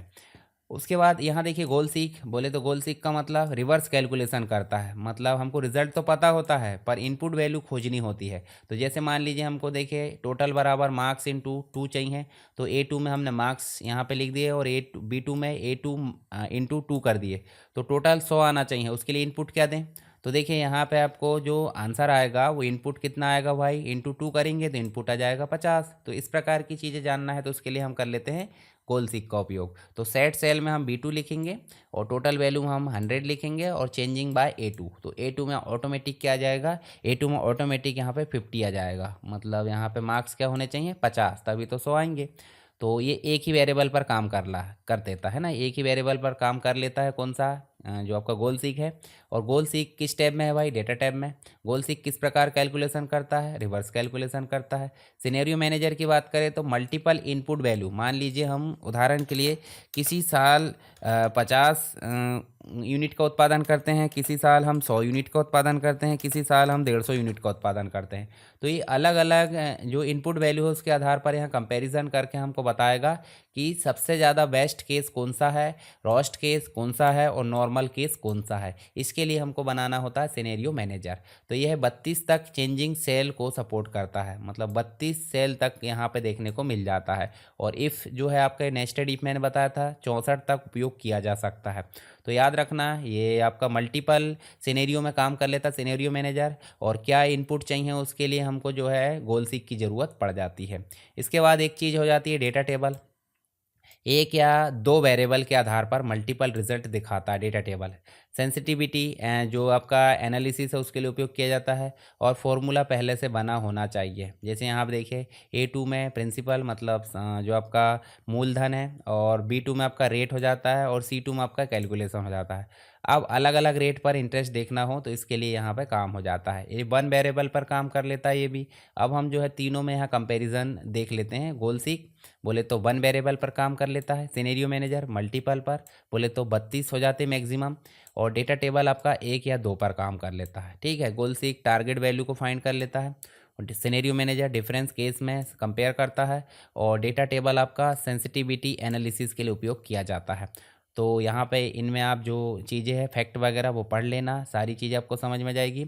अब एक चीज़ और है कंसोलिडेशन। कंसोलिडेट मतलब सिंपल बोलो तो इसका मतलब हो जाता है कि अलग अलग सीट की जो या वर्कबुक की डेटा है उसको जोड़कर एक समरी रिपोर्ट बना देता है। उदाहरण के लिए कंसोलिडेशन मतलब जिसमें हम मैनुअली भी कर सकते हैं। सीट वन मान लीजिए हमारे पास में है, यहाँ पे सीट वन है। उदाहरण के लिए देखिए हमारे पास में सीट हमने बनाया है, और यहाँ हमारे पास में है ये देखिए सीट है, और सीट में हम चलें तो यहाँ हम लिख देते हैं मान लीजिए कंप्यूटर जो है आपके यहाँ पे 25,000 के। ठीक है, ये 25,000 के, और ये उसके बाद सेकंड में चले तो यहाँ पे भी कंप्यूटर कितने के भाई, यहाँ पे हम लिख देते हैं दूसरी सीट में, यहाँ लिख देते हैं 90,000 के। ठीक है, और जो नेक्स्ट सीट है वहाँ पे हम जो है टोटल निकाल लेते हैं। तो टोटल हम यहाँ निकालना चाह रहे हैं। टोटल इक्वल निकालने के लिए मैनुअली क्या करना पड़ेगा, सबसे पहले सीट इसमें जाना पड़ेगा इसको, और उसके बाद प्लस लगाना पड़ेगा, और प्लस लगाने के बाद कहाँ गए इसमें, और उसके बाद एंटर करना पड़ेगा। तो देखिए दोनों का टोटल आ गया। देखिए सीट 6 का भी टोटल आ गया, और सीट 7 का भी टोटल आ गया B2 का। तो ये मैनुअली कंसोलिडेशन है। और अगर आप इसको कैसे करना चाहते हैं, इसको आप जो है उदाहरण के लिए यहाँ पे चलते हैं, और यहाँ हम टोटल निकालते हैं, और यहाँ पे हम जो है डेटा में जाते हैं। डेटा में जाके देखिए यहाँ पे आपको कंसोलिडेट का ऑप्शन मिलेगा, दिख रहा है। कंसोलिडेट में जाओगे देखिए यहाँ आपको रेफरेंस ऐड करना पड़ेगा। रेफरेंस ऐड करने के लिए आप जाओगे कहाँ पे, सीट इसमें जाओगे, और यहाँ पे जाके आप जो है इसमें रेफरेंस ऐड कर दोगे, ये देखिए इस प्रकार से। और उसके बाद फिर से जाओगे, और फिर से जाके आप कहाँ सेलेक्ट करोगे, ये देखिए यहाँ पे जाओगे, ये देखिए इस प्रकार से, और इसको भी आप ऐड कर दोगे, और उसके बाद आप नेक्स्ट में जाओगे और यहाँ जाकर आप इसको ओके कर दोगे। ठीक है, तो इसमें टोटल आ जाएगा। इस प्रकार से कंसोलिडेशन देखने को मिल जाएगा। ये कुछ दिक्कत थी तो नहीं आया, कोई दिक्कत नहीं, यहाँ पे आ जाएगा। जैसे आपने सीट 1 में एक बनाया, सीट 2 में दूसरा बनाया, और कंसोलिडेट से आपने सीट 3rd में सेलेक्ट करे, तो इस प्रकार जो है डेटा टाइप में जाकर ये काम कर लेगा। मैंने कॉन्सेप्ट बता दिया आपको, सिर्फ आपको कॉन्सेप्ट समझना है तो वो चीज़ें आपसे बन जाएगी। जैसे मान लीजिए एक ब्रांच की जो मतलब प्रोडक्ट है वो यहाँ पे आ गया, दूसरे ब्रांच के प्रोडक्ट यहाँ पे आ गए, और आखिरी में जाकर वो जो है टोटल यहाँ पे निकाल लेगा। ठीक है, तो ये चीज़ आपको देखने को मिल जाती है किस में, कंसोलिडेशन में। मैनुअली करना तो मैंने बताया मैनुअली कैसे करते हैं, या तो आप सम लगा कर निकाल लो, या तो आप फॉर्मूला लगा कर निकाल लो। तो ये हो जाता है डायनेमिक कंसोलिडेशन, यहाँ पे देखने को मिल जाता है। जब भी कोई चेंजेस हो तो ऑटोमेटिक नेक्स्ट वाले में यहाँ पे चीज़ें देखने को मिल जाती है।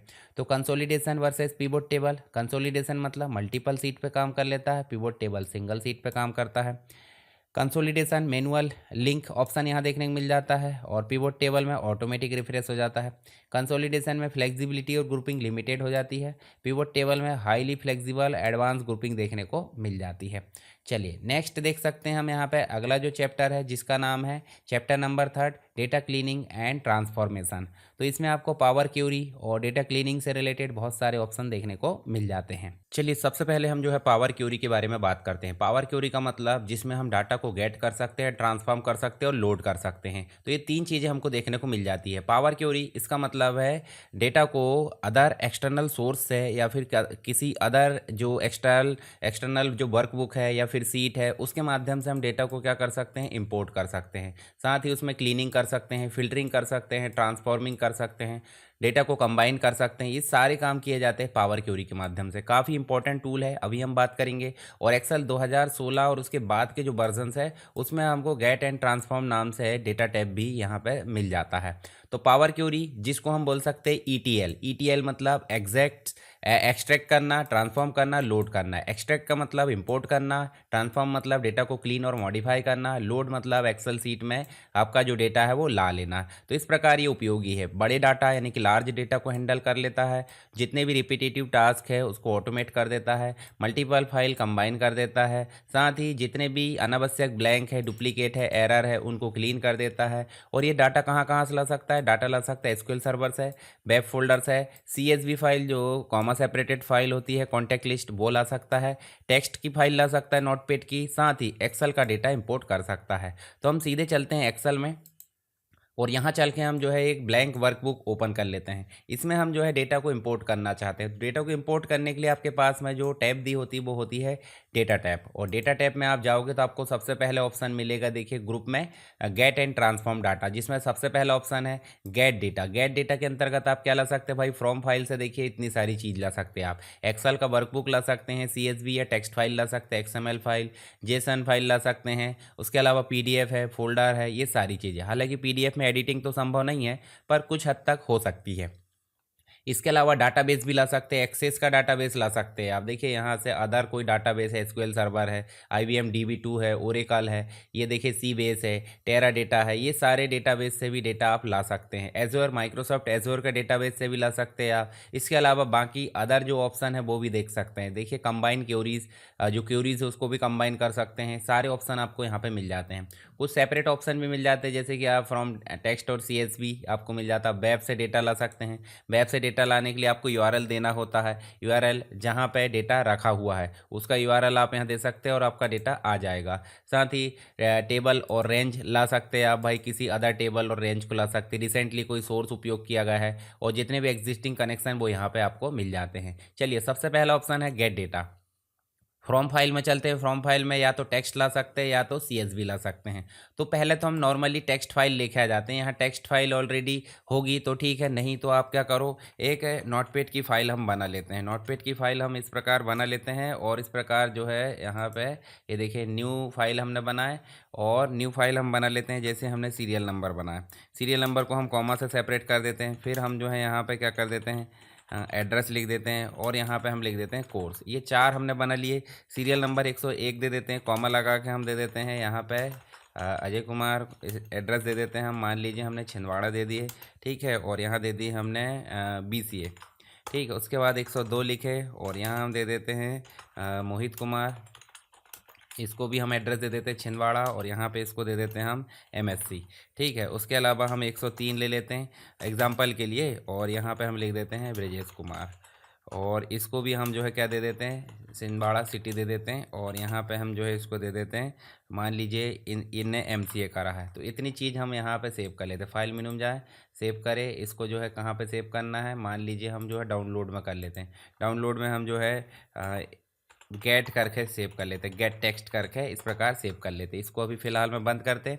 हम जाते हैं एक्सेल में, फ्रॉम फाइल में, टेक्स्ट या CSV में जाते हैं और कहाँ जाते हैं, डॉक्यूमेंट या डाउनलोड में। डाउनलोड में गेट टेक्स्ट लिखा है, इंपोर्ट, और जैसे हम इंपोर्ट करेंगे तो देखिए कनेक्शन क्रिएट हो गया और कनेक्शन क्रिएट हो गया, देखिए गेट टेक्स्ट।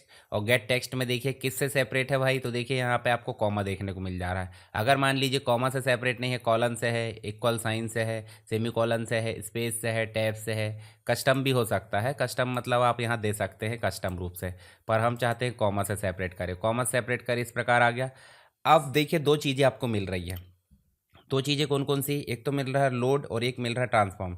लोड का मतलब हो जाता है सीधे एक्सेल सीट में आप डेटा ला सकते हैं, और ट्रांसफॉर्म का मतलब क्या हो जाता है कि आप इस डेटा में कुछ काट छांट करना चाहते हैं, कोई भी चीज़ आप चेंजेस करना चाहते हैं, क्लीन करना चाहते हैं, तो इसको आप ट्रांसफॉर्म करोगे। जैसे आप ट्रांसफॉर्म करोगे तो ध्यान से देखिए एक अलग प्लेटफॉर्म खुल गया है। इस अलग प्लेटफॉर्म का नाम ही है पावर क्यूरी एडिटर। ध्यान से देखिए यहाँ पे पावर क्यूरी एडिटर, जहाँ पे बहुत सारे ऑप्शन मिल जाते हैं। देखिए फ़िल्टर ऑप्शन मिल जाते हैं। मान लीजिए आपको देखिए यहाँ पे फ़िल्टर लगाना है या फिर कोई कॉलम हटाना, देखिए यहाँ आपको बहुत सारे ऑप्शन मिल जाते हैं। रिफ्रेश का ऑप्शन मिल जाता है, लोड का ऑप्शन मिल जाता है डायरेक्टली। इसके अलावा आप देखोगे प्रॉपर्टी एडवांस एडिटर है, मैनेज में देखिए डुप्लीकेट रिकॉर्ड को हटा सकते हैं, डिलीट कर सकते हैं। इसके साथ ही कॉलम में देखिए आप जो है get go to column remove कर सकते हैं, जो कॉलम है उनको रिमूव करना है। रो में आप काम कर सकते हैं, कीप टॉप रो, देखिए इस प्रकार से आप डुप्लीकेट रो, इस प्रकार की चीज़ें देखने को मिल जाएगी। रिमूव में आपको टॉप रो रिमूव कर सकते हैं या डुप्लीकेट रो रिमूव कर सकते हैं। इसका मतलब है जितना भी आपको डेटा में क्लीनिंग करना है, डेटा को ऑर्गेनाइज करना है, वो सब आप कहाँ कर सकते हैं, पावर क्वेरी में कर सकते हैं। इसके अलावा ग्रुप भी बना सकते हैं। अगर आप स्प्लिट करना चाहें तो स्प्लिट भी कर सकते हैं, सॉर्टिंग करना हो। साथ ही आप देखिए यूज़ फर्स्ट रो हेडर के रूप में पहली रो यूज़ कर सकते हैं, वैल्यू को रिप्लेस कर सकते हैं। ऐसी क्यूरी को आप मर्ज करना चाहते हैं तो दो क्यूरी आपको मिल जाएगी, दो क्यूरी को आप मर्ज कर सकते हैं। ठीक है, दो क्यूरी बोले तो एक और आपको कनेक्शन बनाना होगा और दो क्यूरी को मर्ज कर सकते हैं। अपेंड मतलब कोई अलग क्यूरी बनी बनाई है उसको आप अपेंड कर सकते हैं। उसके अलावा मैनेज कर सकते हैं पैरामीटर्स वगैरह, जो भी चीज़ है, डेटा सोर्स वगैरह, न्यू सोर्स आप बना सकते हैं, एंटर डेटा, ये सारे ऑप्शन आपको मिल जाते हैं। साथ ही आप देखिए यहाँ पे आपको प्रॉपर्टीज़ भी देखने को मिल जाती है। तो हम सीधे चलते हैं, यहाँ पे हमने जो भी काम करना मान लीजिए हमने कर लिए हैं, और करने के बाद हम क्या कर लेते हैं, लोड। तो लोड में आपको देखिए यहाँ पे क्लोज एंड लोड, सीधे हम जो है क्लोज एंड लोड कर देते हैं। जैसे हम क्लोज एंड लोड करेंगे तो आप ध्यान से देखिए यहाँ पे एक सीट पहले से थी और दूसरी सीट बनकर आ गई गेट टेक्स्ट के नाम से, जो हमारी फाइल थी उसी नाम से। तो हमको जो डेटा है, जो नोटपैड का डेटा था, वो आपको व्यवस्थित तौर पर यहाँ पर देखने को मिल जाता है। दूसरा काम हम कर सकते हैं, फिर से चलें कहाँ पे, एक एक्सेल सीट से बता देता हूँ आपको मैं। गेट डेटा में चलें, फ्रॉम फाइल और या एक्सेल की वर्कबुक में चलते हैं, यहाँ पे चलें और देखिए हमारे पास में सैम्पल डेटा रखे हुए हैं। ये सैम्पल डेटा में चलें, इंपोर्ट करें, और इंपोर्ट जैसे करें तो फिर से देखिए हमारे पास में आ गया है। देखिए सेल्स डेटा लाना है, टेबल लाना है, जो भी आपको लाना है, सेल्स ऑर्डर, इस प्रकार से आपने क्या करें, इसको सेलेक्ट करें और लोड कर दोगे, डायरेक्ट यहाँ गेट हो जाएगा। परंतु हम ट्रांसफॉर्म करना चाहते हैं, ट्रांसफॉर्म करोगे तो ट्रांसफॉर्म करोगे देखिए आप पावर क्वेरी खोल सकते हैं, और पावर क्वेरी में जाओगे तो आपको क्या चीज़ चाहिए, मान लीजिए देखिए यहाँ पे रीज़न, तो रीज़न में आप जाओगे और रीज़न में आपको क्या चाहिए, रीज़न में आप जो है सिर्फ क्या चाहते हो, रीज़न में आप सेंट्रल रीज़न चाहते हो, सेंट्रल रीज़न, और सेंट्रल रीज़न करके आप क्या कर सकते हैं, इसको लोड कर सकते हैं। ठीक है, तो आप देखिए सिर्फ सेंट्रल रीज़न के ही चीज़ें देखने को मिल जाएगी, देख रहे हैं आप। तो इस प्रकार आप जो है डेटा को लोड कर सकते हैं। साथ ही यहाँ से आप चाहे तो आपके पास में देखिए टेबल डिज़ाइन का ऑप्शन मिल जाता है। टेबल डिज़ाइन में आप डुप्लीकेट को रिमूव भी कर सकते हैं, कोई चीज़ डुप्लीकेट है उसको भी आप रिमूव कर सकते हैं। चलिए हम चलते हैं यहाँ पे पावर क्यूरी ऑप्शन में, जिसके अंतर्गत देखिए डेटा टैब में गेट डेटा में transform, get and transform group के अंतर्गत मिल जाता है ये ऑप्शन। और जैसे आप, जैसे मान लीजिए कोई फोल्डर से डेटा लाना है, कंबाइन करना है, तो वो भी आप इसमें कर सकते हैं। मतलब सेलेक्ट करोगे फ्रॉम फाइल से, फ्रॉम फोल्डर, और फोल्डर का पाथ सेलेक्ट करोगे, उसके बाद combine and transform data group को क्लिक करोगे, जो डेटा है उसको चुनना है, और पावर क्वेरी एडिटर ओपन होगा, कॉलम चेक करें और क्लोज एंड लोड, जो अभी हमने करके देखे थे। वेब से भी हम डाटा ला सकते हैं। वेब से डाटा लाने के लिए आपके पास में यूआरएल होना चाहिए, तो यूआरएल पेस्ट कर दो, आपका डेटा लोड हो जाएगा। इसके बाद ही आप जो है एसक्यूएल सर्वर से लाना चाहते हैं तो आपको गेट डेटा में ही जाकर एसक्यूएल सर्वर सेलेक्ट करना होगा। उसके बाद आप जो है क्या कर सकते हैं, पावर क्वेरी एडिटर जो फीचर है, जिसके अंतर्गत आप डुप्लीकेट को रिमूव कर सकते हैं, वैल्यू को रिप्लेस कर सकते हैं, स्प्लिट कॉलम कर सकते हैं, मर्ज कॉलम कर सकते हैं, चेंज डेटा टाइप्स, फिल्टर रो या रिमूव ब्लैंक जो रो है वो कर सकते हैं। साथ ही ग्रुप बना सकते हैं, क्वेरी को मर्ज कर सकते हैं, अपेंड कर सकते हैं, सारे ऑप्शन हमने वहाँ पे देखे थे। तो इस प्रकार से देखिए अगर मान लीजिए डेटा हम लाकर छोड़ते हैं और क्लीनिंग करते हैं, बोले तो डुप्लीकेट रिमूव करो और ब्लैंक को रिमूव करो। तो डुप्लीकेट बोले तो अमित अमित दो है तो एक अमित आ जाएगा, और ब्लैंक बोले तो ये ब्लैंक को रिमूव करो तो इसको भी निपटा देगा। तो मतलब सिंपल जो है आपके पास में क्या आएगा, आपके पास में एक ही रिकॉर्ड निकल कर आएगा पावर क्वेरी के बाद। तो लोड ऑप्शन से यही सिर्फ आपको देखने को मिल जाएगा। ठीक है, तो नॉर्मल एक्सेल और पावर क्वेरी में क्या अंतर है भाई, डेटा क्लीनिंग नॉर्मल में मैनुअल करना पड़ता है, डिफ़िकल्ट होता है, और रिफ्रेश भी मैनुअल होता है, और डेटा जो स्पीड है वो स्लो हो जाती है। पर इसकी अपेक्षा पावर क्यूरी की बात करें तो यहाँ पे ऑटोमेटिक स्टेप्स हो जाती है, ईजी रहता है यहाँ पे मल्टीपल फाइल को मेंटेन करना, एक क्लिक में रिफ्रेश हो जाता है और काफ़ी ज़्यादा एफिशिएंट हो जाता है यहाँ पे लार्ज डेटा को हैंडल करना। तो यहाँ पे मुख्य रूप से देखा जाए तो आपको जो पावर क्यूरी है वो डेटा क्लीनिंग के लिए, डेटा लोड या गेट करने के लिए उपयोग की जाती है। तो अलग एक और टॉपिक है आपको देखने को मिलेगा, डेटा की क्लीनिंग। डेटा क्लीनिंग मतलब remove duplicates, split column and trimming. ठीक है, तो स्प्लिट कॉलम, ट्रिमिंग, ये सारे ऑप्शन आपको कैसे मिलते हैं भाई? सिंपल सी बात है, डुप्लीकेट रिमूव करना मतलब जो भी आपका डाटा, उदाहरण के लिए यहाँ पे डाटा है तो ये डाटा को मैं अभी सीधे कॉपी करता हूँ और एक्सेल में चलते हैं, एक्सेल में चल के हम जो है यहाँ पे चलते हैं और यहाँ लाकर हम जो है इसको पेस्ट कर देते हैं। तो यहाँ ध्यान से देखिए, जैसे ही मैं इसको क्लिक करता हूँ, डाटा में जाता हूँ, देखिए यहाँ मिल जाता है रिमूव डुप्लीकेट। रिमूव डुप्लीकेट में कितने कॉलम है भाई? 3 कॉलम है, तीनों में से जो भी डुप्लीकेट है उसको हटा दे। ओके, तो देखिए यहाँ से सिर्फ यूनिक रिकॉर्ड देखने को मिल जाएंगे, तो डुप्लीकेट हट गए, तो ये हो जाता है डुप्लीकेट हटाना। उसके बाद आप नेक्स्ट देख सकते हैं text to column. Text to column मतलब आप देखोगे जैसे ये रिकॉर्ड लिखा हुआ है तो ये मान लीजिए यहाँ पे ये हम पेस्ट कर देते हैं, यहाँ होम में जाकर इसको हम पेस्ट कर देते हैं। अब ये देखिए आपके पास में एक ही कॉलम में डेटा लिखा, हम चाह रहे हैं रवि और जो कुमार है वो अलग अलग आए, तो हम एक अलग लिख देते हैं यहाँ पे फर्स्ट नेम, यहाँ लिख देते हैं और यहाँ पे लिख देते हैं लास्ट नेम। अब फर्स्ट नेम और लास्ट नेम में हम जो है एक साथ, जैसे मान लीजिए ये हमारे पास में बहुत सारे हैं, जैसे हम यहाँ लिख देते हैं मोहित कुमार।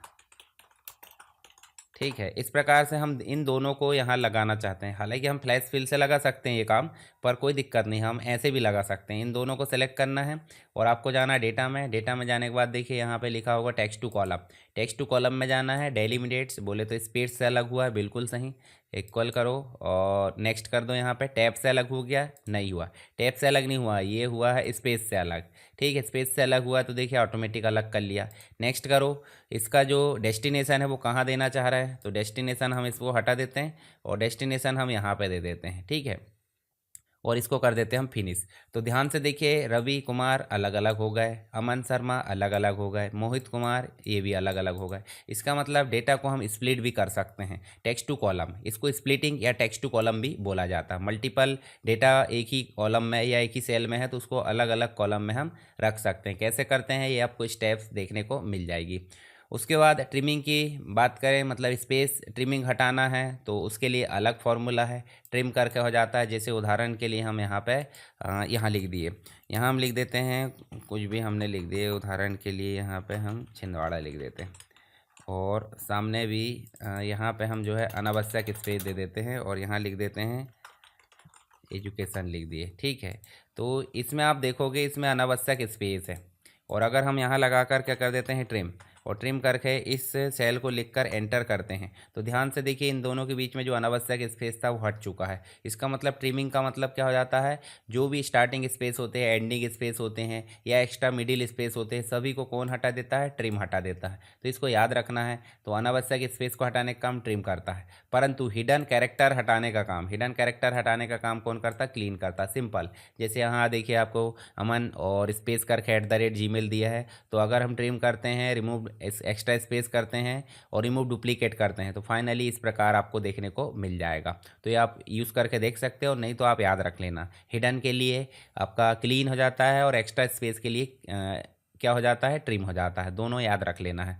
तो यहाँ टास्क बोले तो डेटा क्लीनिंग टूल के अंतर्गत डुप्लीकेट हटाना देखें हमने, कॉलम को स्प्लिट करना, एक्स्ट्रा स्पेस हटाना ट्रिम के माध्यम से, हिडन कैरेक्टर हटाना क्लीन के माध्यम से, और पावर क्लीनिंग मतलब पावर क्यूरी के माध्यम से। तो ये समझ में आ गया होगा आपको। अब देख लेते हैं हम डेटा वैलिडेशन। डेटा वैलिडेशन है क्या? डेटा वैलिडेशन का मतलब होता है यूज़र द्वारा जो भी वैल्यू इनपुट की जाती है वो सही होती है और सही नहीं होती है तो यहाँ पे एरर देगा, तो उसके लिए हो जाता है डेटा वैलिडेशन। उदाहरण के लिए हम यहाँ चलते हैं और यदि हमको कोई लिस्ट बनाना है, जैसे मान लीजिए ड्रॉप डाउन लिस्ट बनाना है, तो ड्रॉप डाउन लिस्ट बनाना, डेटा फोल्डर में जाएंगे, मतलब डेटा टैब में, यहाँ जाएंगे डेटा वैलिडेशन में और जो ऑप्शन डेटा वैलिडेशन वहाँ जाकर आपको करना लिस्ट, और लिस्ट में जाकर आप लिख दो, जैसे मान लीजिए आपने BCA लिख दिए, MCA लिख दिए, MSc लिख दिए। ठीक है, और दूसरे कोर्सेज भी लिख सकते हैं, जैसे मान लीजिए ऑफिस वर्क लिख देते हैं। ठीक है, और इसको कर देते हैं हम ओके। जैसे हमने ओके करे देखिए यहाँ पे आपको लिस्ट बनकर आ गई है, मतलब जो आपकी ड्रॉप डाउन लिस्ट है वो बनकर आ चुकी है यहाँ पे। तो ये तो सिंपल तरीका हो गया भाई कि कैसे बनाना, थोड़ा सा कठिन भी हो सकता है, परंतु एक तरीका और हो सकता है कि मान लीजिए आपने यहाँ टाइप कर लिए, उदाहरण के लिए हमने कोई लिस्ट टाइप कर ली, मैं एक सिंपल ओपन कर लेता हूँ यहाँ प्रैक्टिस डाटा, और प्रैक्टिस डाटा में हम चलते हैं।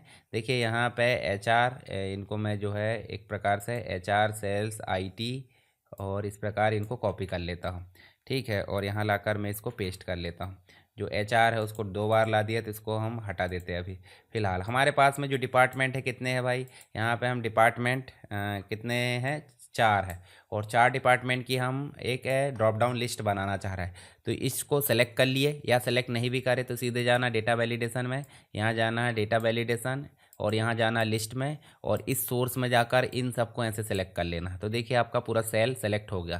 तो यहाँ आप देखोगे डॉलर का साइन लगा हुआ है, देखिए सेल एड्रेस तो लगा हुआ है A4 से A7, पर सबके सामने कॉल क्या लगा है, डॉलर लगा, और डॉलर का मतलब हो जाता है फिक्स्ड, यानी कि एब्सोल्यूट वैल्यू। तो ओके कर दिए। तो हमको लाना कहाँ था वो भी हमको पता चल जाता। जैसे मान लीजिए यहाँ हमको क्या लाना है, डिपार्टमेंट लाना है, ये डिपार्टमेंट, और डिपार्टमेंट के सामने हमको क्या लाना है, यहाँ पे डिपार्टमेंट लाना है, ठीक है। तो इसमें कर्सर रखो, और कहाँ जाना है, डेटा वैलिडेशन, और यहाँ जाना है कहाँ पे, लिस्ट में, और लिस्ट में जाने के बाद डेटा सोर्स में कर्सर रख के इनको सेलेक्ट कर लेना है, ओके कर दो। तो आपका जो डिपार्टमेंट है वो देखिए इस प्रकार बन चुका है, देख रहे हैं आप, इस प्रकार आप देख सकते हैं। तो ये ड्रॉप डाउन लिस्ट है, और ड्रॉप डाउन लिस्ट हमको क्या बोलती है कि भाई जो डाटा यूज़र द्वारा इनपुट किया जाना वो गलत ना हो, तो ये ऑटोमेटिक दे दे रहा। मार्केटिंग जो है वही सेलेक्ट होगा, मतलब यहाँ पे जो है वही सेलेक्ट होगा। तो किसके माध्यम से हो रहा है ये, डेटा वैलिडेशन की जो आपकी वैलिडेशन लिस्ट है, ड्रॉप डाउन लिस्ट है, उसके माध्यम से किया जा रहा है। तो drop down list wrong entry को रोकेगा, अलाउ डेटा जो भी स्पेसिफिक चीज़ है वो आपको सिर्फ यहाँ पे देगा, मतलब एरर मैसेज दिखा देगा अगर कोई चीज़ दिक्कत है तो डेटा वैलिडेशन में सबसे पहली चीज़ मैंने बताया आपको ड्रॉप डाउन लिस्ट बनाना, जिसके अंदर आप ड्रॉप डाउन लिस्ट बना सकते हैं। फिर डायरेक्ट लिस्ट भी बना सकते हैं, डायरेक्ट लिस्ट ऐसे बना सकते हैं वहीं पे कॉमा लगा के, और दूसरा आप रेंज के माध्यम से भी बना सकते हैं, सेलेक्ट करके डेटा सोर्स में जाओ और रेंज को सेलेक्ट कर लो, और रेंज को लिखने के पश्चात आपको क्या करना है, यहाँ पे लगाना है डॉलर का साइन। इसके बाद इनपुट के वैलिडेशन भी हो जाते हैं। मान लीजिए आपको किसी नंबर पे, उदाहरण के लिए यहाँ पे क्या करना है, परसेंटेज या नंबर हम बोल सकते हैं, और नंबर में होल नंबर इनपुट कराना। तो यहाँ पे आप क्या दे सकते हैं, डेटा वैलिडेशन, डेटा वैलिडेशन में जाओ, होल नंबर कर दो, होल नंबर बिटवीन या ग्रेटर देन कुछ भी दे सकते हैं। तो बिटवीन हम बोल देते हैं भाई 50 से लेके 100 के बीच में आपको नंबर देखने को मिल जाएंगे। मान लीजिए यहाँ 49 एंटर करते, देखिए क्या आ रहा है, डज नॉट मैच। अब ये डज नॉट मैच ऑटोमेटिक आ रहा है, चाहे तो हम इसमें कंडीशन लगा सकते हैं। कैसे, यहाँ जाओ और ये जो लिखा है इसके बाद आपको लिखने देखने को मिलेगा इनपुट मैसेज। तो इनपुट मैसेज में आप जो है क्या इनपुट करना है उसके लिए आपको पॉपअप बॉक्स मिलेगा, पर ये तो आप अपने हिसाब से दे सकते हैं। एरर अलर्ट में दे दोगे क्या, वार्निंग, यहाँ पे दे देते हैं वार्निंग, और यहाँ पे दे देते हैं हम प्लीज़ एंटर वैलिड नंबर, ठीक है। और यहाँ साइन भी हम दे सकते हैं, वार्निंग दे सकते हैं, इन्फॉर्मेशन दे सकते हैं, और यहाँ चलिए वार्निंग दे देते हैं, और वार्निंग देके हम ओके कर देते हैं। हम मान लीजिए 49 इनपुट करते, देखिए प्लीज़ एंटर वैलिड नंबर, और यहाँ कंटिन्यू ऑप्शन आ रहा है, यस भाई, यहाँ पे यस कर दोगे तो वो ले लेगा गलत। यहाँ पे हम ले लेते हैं 90, तो ले लिया। यहाँ पे हम 101 लेंगे तो फिर एरर देगा, 9 कर दो तो देखिए कर्सर वहीं पे आ जाएगा। तो इस प्रकार हम नंबर पे भी काम कर सकते हैं। साथ ही आप देखोगे तो आपको यहाँ पे देखने को मिलेंगे, देखिए डेसिमल पॉइंट पे भी काम कर सकते हैं। लिस्ट हमने ऑलरेडी देख ली है। डेट की वैलिडेशन लगा सकते हैं, मिनिमम डेट और मैक्सिमम डेट। ऐसे टाइम की भी वैलिडेशन लगा सकते हैं। टेक्स्ट की लेंथ लगा सकते हैं अगर आपको टेक्स्ट इनपुट करना है उसके लिए। साथ ही आप कस्टम बोले तो फॉर्मूला बेस्ड काम कर सकते हैं, इस टेक्स्ट कर सकते हैं, ठीक है। मान लीजिए जो A1 है, या फिर आप बोलोगे E, देखिए E करके 4 है, तो इसमें हम क्या लगाना चाह रहे हैं, इसमें हम लगाना चाह रहे हैं कस्टम। तो हम लगा सकते हैं क्या, इक्वल, यहाँ पे लगा देते हैं इज टेक्स्ट, और यहाँ लगा देते हैं हम क्या, E4, यहाँ पे एंटर कर देते हैं। और अगर हम यहाँ नंबर फिल करते हैं तो देखिए क्या आ रहा है, एरर।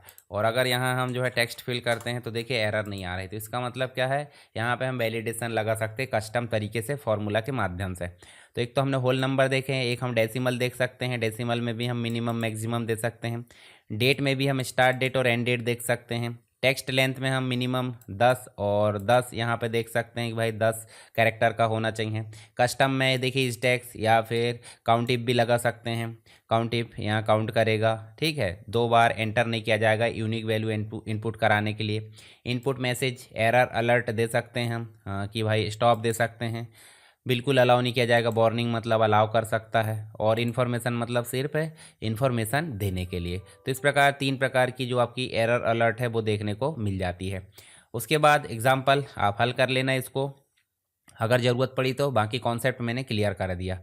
तो डेटा वैलिडेशन कहाँ मिल जाता है? डेटा टैब में। और डेटा टैब में कहाँ मिलता है वो भी आप देख लो। डेटा टैब में ये मिल जाता है डेटा टूल के अंदर। कहाँ मिल जाता है? डेटा टूल के अंदर।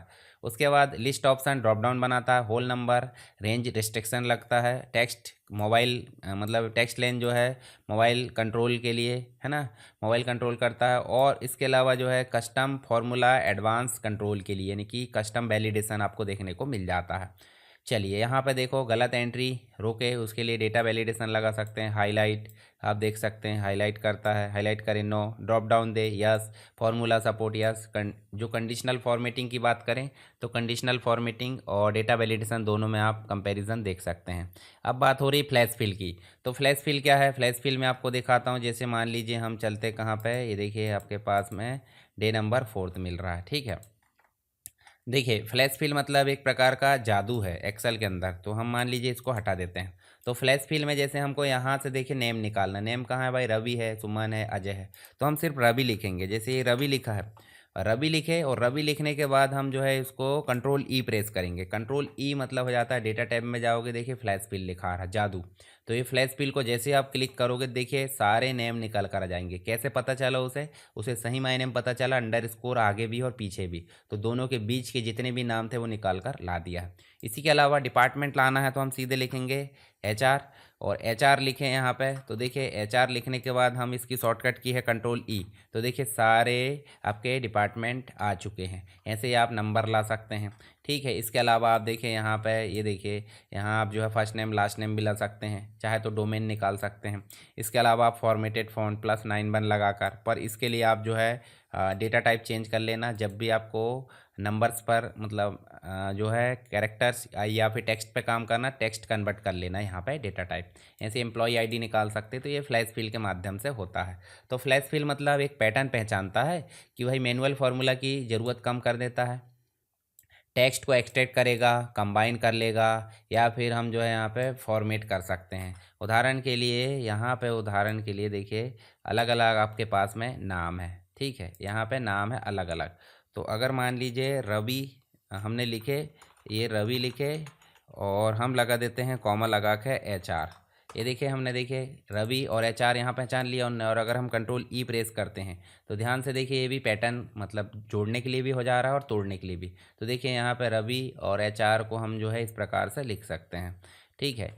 या फिर हम ऐसे भी लिख सकते हैं, जैसे जो लिखा ना EMP ID रवि और HR, तो हम लिख देते हैं EMP001, और हम लगा देते हैं क्या, डैश, और लिख देते हैं रवि, फिर डैश लगा देते हैं और HR लिख देते हैं, ठीक है।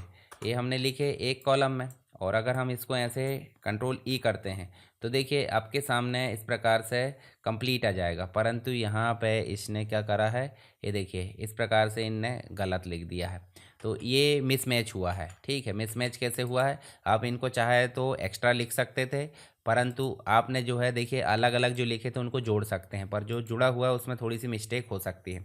तो ये कंबाइन करने के लिए भी उपयोग किया जाता है, साथ ही फॉर्मेट करने के लिए। और ये एक्सेल के 2013 और उसके बाद के वर्जन में उपलब्ध हो जाता है। कौन सा? Flash fill. तो फ्लैश फिल आपको मिल जाता है डेटा टैब में फ्लैश फिल, ठीक है। कौन से ग्रुप में मिलता है ये भी ध्यान रखना है। तो ये मिल जाता है डेटा टूल के अंदर, ठीक है। याद रखना है कंट्रोल ई इसकी शॉर्टकट की है। एक या दो एग्जाम्पल देना होता है, और एग्जाम्पल जो एक्सेल पैटर्न समझता है और बाकी सेल ऑटोमेटिक फिल कर देता है। तो ये हो जाता है हमारा फ्लैश फिल। कंट्रोल ई इसकी शॉर्टकट की है, याद रखना।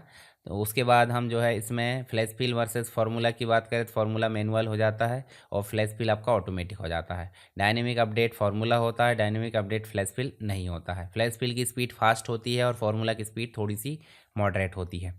उसके बाद नेक्स्ट आपको देखने को मिल जाएगा मैक्रो। तो मैक्रो क्या है भाई? मैक्रो का मतलब हो जाता है BBA, मतलब एक्सेल में जब भी हम मैक्रो का उपयोग कर लेते हैं तो वो कहीं ना कहीं उसकी कोडिंग किस में होती है, बीबीए, विजुअल बेसिक एप्लीकेशन में होती है।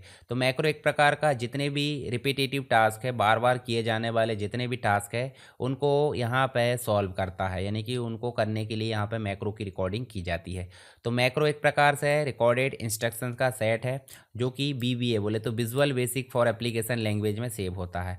और रिपीटेबल टास्क को ऑटोमेटिक करने के लिए इसका उपयोग किया जाता है। कहाँ पे मिलता है भाई? मुख्य रूप से अगर देखा जाए तो जो आपका डेवलपर ऑप्शन है, ये देखिए डेवलपर ऑप्शन आपको दिख रहा है, ये नहीं दिखता फाइनली। तो आप जाना है कहाँ पे? फाइल में जाकर आप जाओगे ऑप्शन में जाना है, यहाँ देखिए कस्टम रिबन देखने को मिल रहा है, कस्टमाइज। और यहाँ जाकर आप देखिए रिबन टैब में डेवलपर को टिक कर देना है। जैसे आप डेवलपर को टिक करोगे तो आपके पास में ओके करने पर डेवलपर टैब आ जाएगा। और डेवलपर टैब में ही आपको सारी चीज़ें मिल रही है, जैसे मैक्रो कोड मिल रहा है, देखिए यहाँ पे एडिन्स मिल रहा है, उसके बाद आपके कंट्रोल्स मिल रहा है फॉर्म के मैक्रो के, उसके बाद सोर्स मिल रहा है।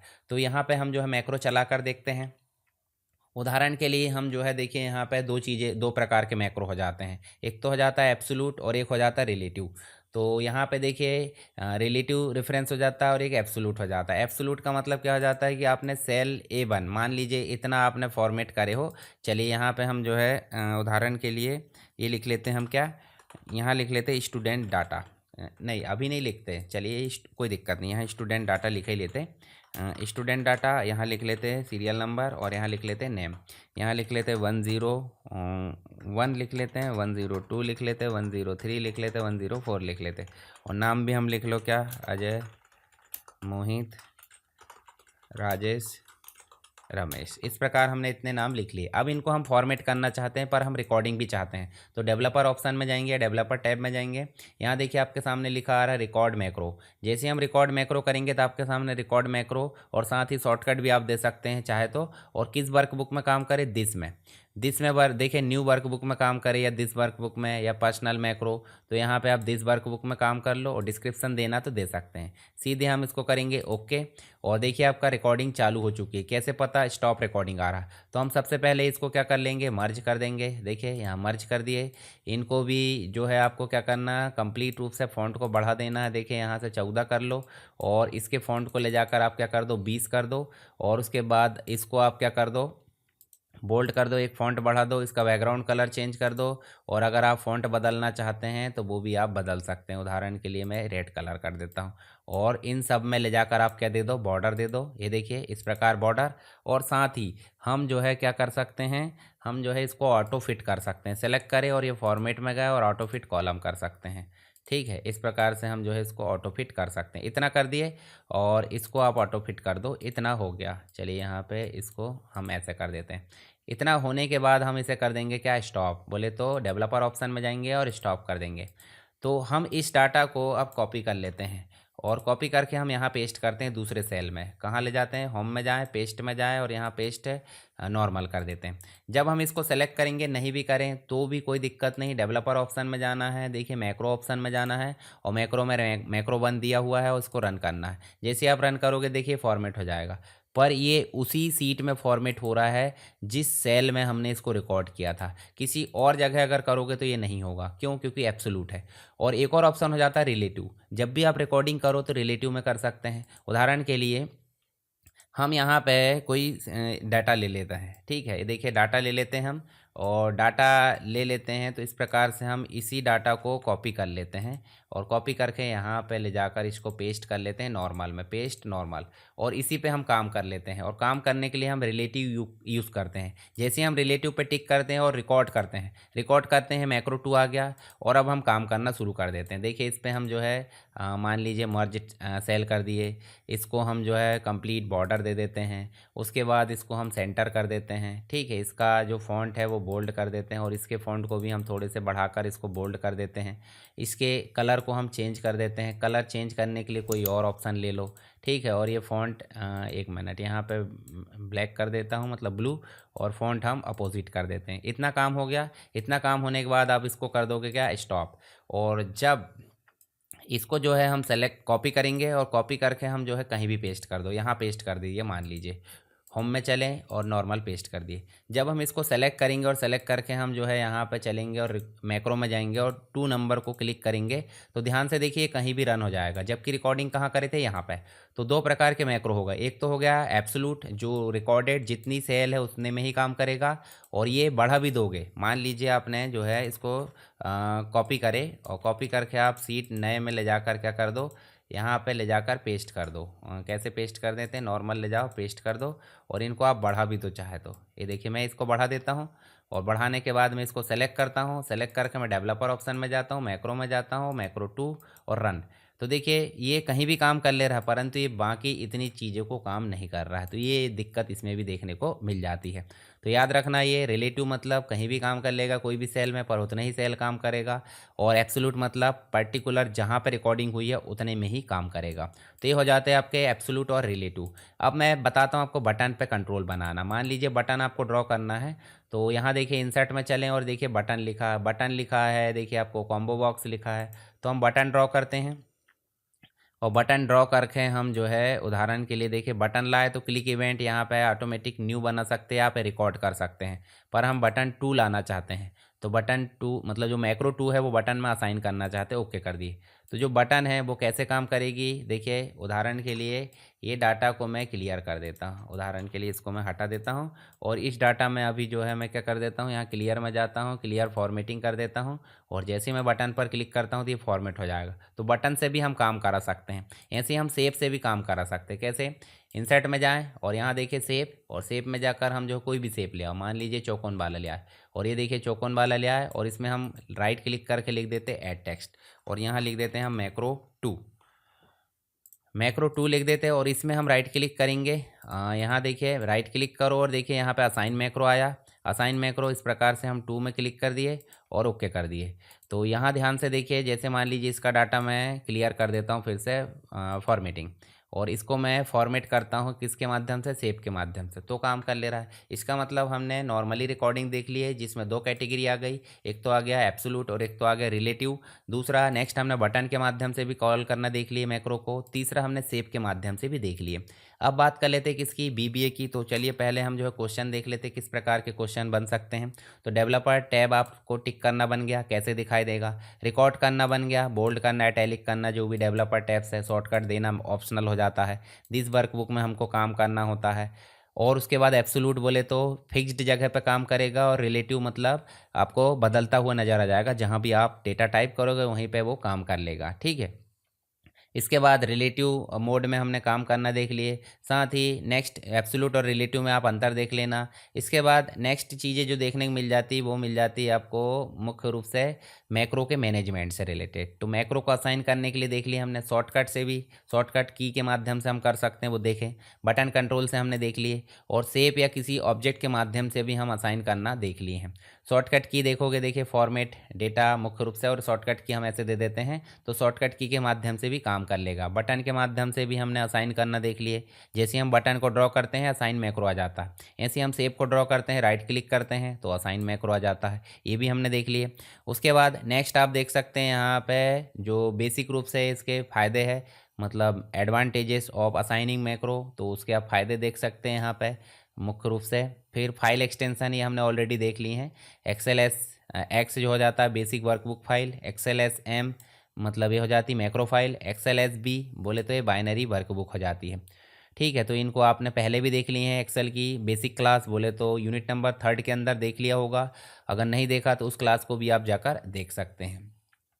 चलिए अब नेक्स्ट जो चीज़ मिल जाती है वो बीबीए की बेसिक चीज़ें मिल जाती है। बीबीए बोले तो विजुअल बेसिक फॉर एप्लीकेशन, और जिसकी शॉर्टकट की है अल्टर के साथ F11। इसमें आपको मॉड्यूल्स मिल जाते हैं, प्रोसीजर मिल जाती है। मॉड्यूल्स मतलब छोटे छोटे भाग जो बार बार उपयोग किए जाने वाले होते हैं, फंक्शन हम बोल सकते हैं। और प्रोसीजर मतलब एक प्रकार का जो टास्क होता है किसी पर्टिकुलर प्रोसीजर जो कि वैल्यू को रिटर्न नहीं करती। तो बीबीए मतलब एक्सेल जो के अंतर्गत जो इंटरनल प्रोग्रामिंग होती है जो मैक्रो के लिए होती है, वो मुख्य रूप से किसके लिए होती है, किसके कारण होती है, बीबीए। तो मैक्रो क्रिएट कर सकते हैं, रिपीटेटिव टास्क ऑटोमेट कर सकते हैं, कस्टम फंक्शन और प्रोसीजर जो है वो बना सकते हैं, और यूज़र जो है फॉर्म और डैशबोर्ड बना सकता है। तो ये चीज़ हमको मिल जाती है बीबीए में। तो बीबीए एडिटर में हम कोड लिखेंगे अल्टर F11 के साथ में, तो यहाँ पे बहुत सारी चीज़ें होती है। प्रोजेक्ट एक्सप्लोरर हो जाता है, सभी वर्कबुक और सीट दिखाता है। प्रॉपर्टी विंडो हो जाती है, सीट या मॉड्यूल के प्रॉपर्टीज़ को बदल सकते हैं। कोड विंडो जहाँ हम मेन कोड करते हैं। और इमीडिएट जो विंडो होती है वो टेस्टिंग और डिबगिंग के लिए होती है। तो सबसे पहले बात कर लेते हैं मॉड्यूल की। तो ओपन कैसे करते हैं वो हम यहाँ देख लेते हैं। जैसे यहाँ चलें, नई सीट में चलते हैं और नई सीट में चल के हम जो है अल्टर के साथ हम करते हैं F11। तो ये देखिए आपके पास में जो BBA है, देखिए Microsoft visual basic for application book one मतलब जो बुक वन है उसके लिए आ गया। तो यहाँ पे देखिए आपको सीट से रिलेटेड भी काम दिख रहा है, सीट, और यहाँ पे मॉड्यूल भी दिख रहा है। हम चाहते हैं यहाँ मॉड्यूल बना सकते हैं, मॉड्यूल वन ऑलरेडी बना हुआ है और मॉड्यूल वन में देखिए आपको ये रिकॉर्डिंग देखने को मिल जा रही है। ठीक है, हम चाहे तो एक नया मॉड्यूल बना सकते हैं और यहाँ देखिए इंसर्ट में गए और न्यू मॉड्यूल बना सकते हैं। तो ये हो जाती प्रोजेक्ट एक्सप्लोरर। प्रॉपर्टी में प्रॉपर्टीज़ मिल जाती है और यहाँ पे आपको क्या मिल जाता है, देखिए आपको कोडिंग विंडो मिल जाती है, साथ ही आपको और बेसिक चीज़ें यहाँ देखने को मिल जाती है। तो मॉड्यूल 2 में हम जो है कुछ कोडिंग करते हैं। तो कोडिंग करने के लिए हम जो है नॉर्मली इस मैसेज को कॉपी करते हैं, सब लेते हैं, सब प्रोसीजर है एक प्रकार का, और इसको हम जो है बंद कर देते हैं। ठीक है, इसको हम नॉर्मली बंद कर देते हैं और यहाँ एक बटन लेते हैं। ठीक है, एक बटन लेते हैं। बटन कहाँ से लेंगे, तो डेवलपर ऑप्शन में इंसर्ट, और एक बटन लिए यहाँ पे हमने ड्रॉ करे। इस बटन में हम जो है जो हेलो वर्ल्ड वाला फंक्शन है उसको ओके कर देते हैं। तो जब भी हम इस पर क्लिक करते हैं तो देखिए हेलो एक्सेल स्टूडेंट्स, देखिए इस प्रकार मैसेज आ रहा है। तो ये क्या है, ये आपका एक प्रकार से BBA है जिसमें हम कोडिंग कर सकते हैं। अब बात कर लेते हैं प्रोसीजर की। प्रोसीजर एक सेट ऑफ इंस्ट्रक्शन होता है जिसे BBA रन करता है, मतलब सब प्रोसीजर जो है एक्शन एग्जीक्यूट करता है। जैसे कि अभी हमने देखें सब मैक्रो नेम दे सकते हैं, और फंक्शन अगर बात करें तो फंक्शन वैल्यू को रिटर्न करता है, बाकी काम दोनों सेम करते हैं। वैल्यू रिटर्न का मतलब यहाँ पैरामीटर पास होते हैं, और पैरामीटर पास होकर यहाँ देखिए ऐड नंबर, और जब भी ये वापस आएगा तो इन दोनों के प्लस को लेकर जाएगा। तो इसका मतलब क्या करेगा, वैल्यू को रिटर्न करेगा। इसके साथ ही नेक्स्ट आप देख सकते हैं मुख्य रूप से जैसे डाटा को फॉर्मेट करना है तो वो भी इसके लिए हम जो है यहाँ पे काम कर सकते हैं मैक्रो में। मान लीजिए यहाँ पे हमने कॉपी करे इसको, और कॉपी करके हम एक और मैक्रो बना लेते हैं, अल्टर के साथ F11 बनाए, और यहाँ पे जो मॉड्यूल है वो हमने करे, मॉड्यूल को हम एक और कर लेते हैं इंसर्ट, और यहाँ पे मॉड्यूल, और यहाँ ला के इसको पेस्ट कर देते हैं। ठीक है, इसको हम सभी चीज़ों को बंद कर लेते हैं और एक बटन और लेते हैं। उदाहरण के लिए हम जो है ये इंसर्ट कर लेते हैं, या फिर इसी में असाइन कर लेंगे। बटन 2 लिए, और बटन 2 लेके हम जो है जो फॉर्मेट डेटा उसको ओके करें, और जैसे हम इसको क्लिक करेंगे तो देखिए फॉर्मेट हो जाएगा। ठीक है, यहाँ देखिए, ये देखिए हो रहा फॉर्मेट। तो इस प्रकार आप जो है फॉर्मेटिंग कर सकते हैं, तो ये आपको देखने को मिल जाएगा। ठीक है, तो किसके अंतर्गत मिल रहा है ये मिल रहा है आपको प्रोसीजर और फंक्शन के अंदर हम ये काम कर सकते हैं फॉर्मेट डेटा। तो कलर आप कोई भी कर सकते हैं। देखिए 255 हमने रेड ग्रीन दे दिए तो क्या बन गया आपका, येलो बन गया। ठीक है, सेल को सेलेक्ट कर सकते हैं। तो मुख्य रूप से देखें तो अल्टर F11 याद रखना है, BBA जो एडिटर है, visual basic for application editor खोलना है उसके लिए। मॉड्यूल क्या होता है, कंटेनर होता है मैक्रो का। सब प्रोसीजर एग्जीक्यूट एक्शन होता है, फंक्शन आपका वैल्यू को रिटर्न करने वाला होता है। मैक्रो शॉर्टकट असाइन कर सकते हैं, और workbook module event open close save कर सकते हैं। सीट मॉड्यूल बोले तो स्पेसिफिक सीट इवेंट यहाँ पे काम कर सकते हैं। तो डेली रिपोर्ट ऑटोमेशन बनाना है तो मैक्रो का उपयोग कर सकते हैं BBA का। Attendance seat automation, result seat formatting, bulk data cleaning, interactive dashboard button, इस प्रकार की चीज़ें हम बना सकते हैं किसमें, BBA के अंतर्गत। अब बात कर लेते हैं सिक्योरिटी से रिलेटेड कुछ चीज़ें। अब मान लो मैक्रो बना और मैक्रो आपका बाय डिफ़ॉल्ट लोकेशन पर सेव हो रहा है, तो एक्सेल अगर गायब हुआ या कुछ भी हुआ तो मैक्रो तो आपका चला जाएगा। तो उसके लिए आपके पास में जो मैक्रो है, मैक्रो की सिक्योरिटी बहुत ज़रूरी है। तो आप एक्सेल में चलोगे और एक्सेल में चल के देखिए मैक्रो की सिक्योरिटी मिलेगी। जैसे आप सिक्योरिटी में जाओगे तो यहाँ देखिए आपको मैक्रो सेटिंग मिलेगी, और इसी में जाकर आप जो है कहाँ जाओगे, ट्रस्टेड लोकेशन में जाओगे, और ट्रस्टेड लोकेशन में जाकर आपको क्या करना है, ऐड न्यू लोकेशन।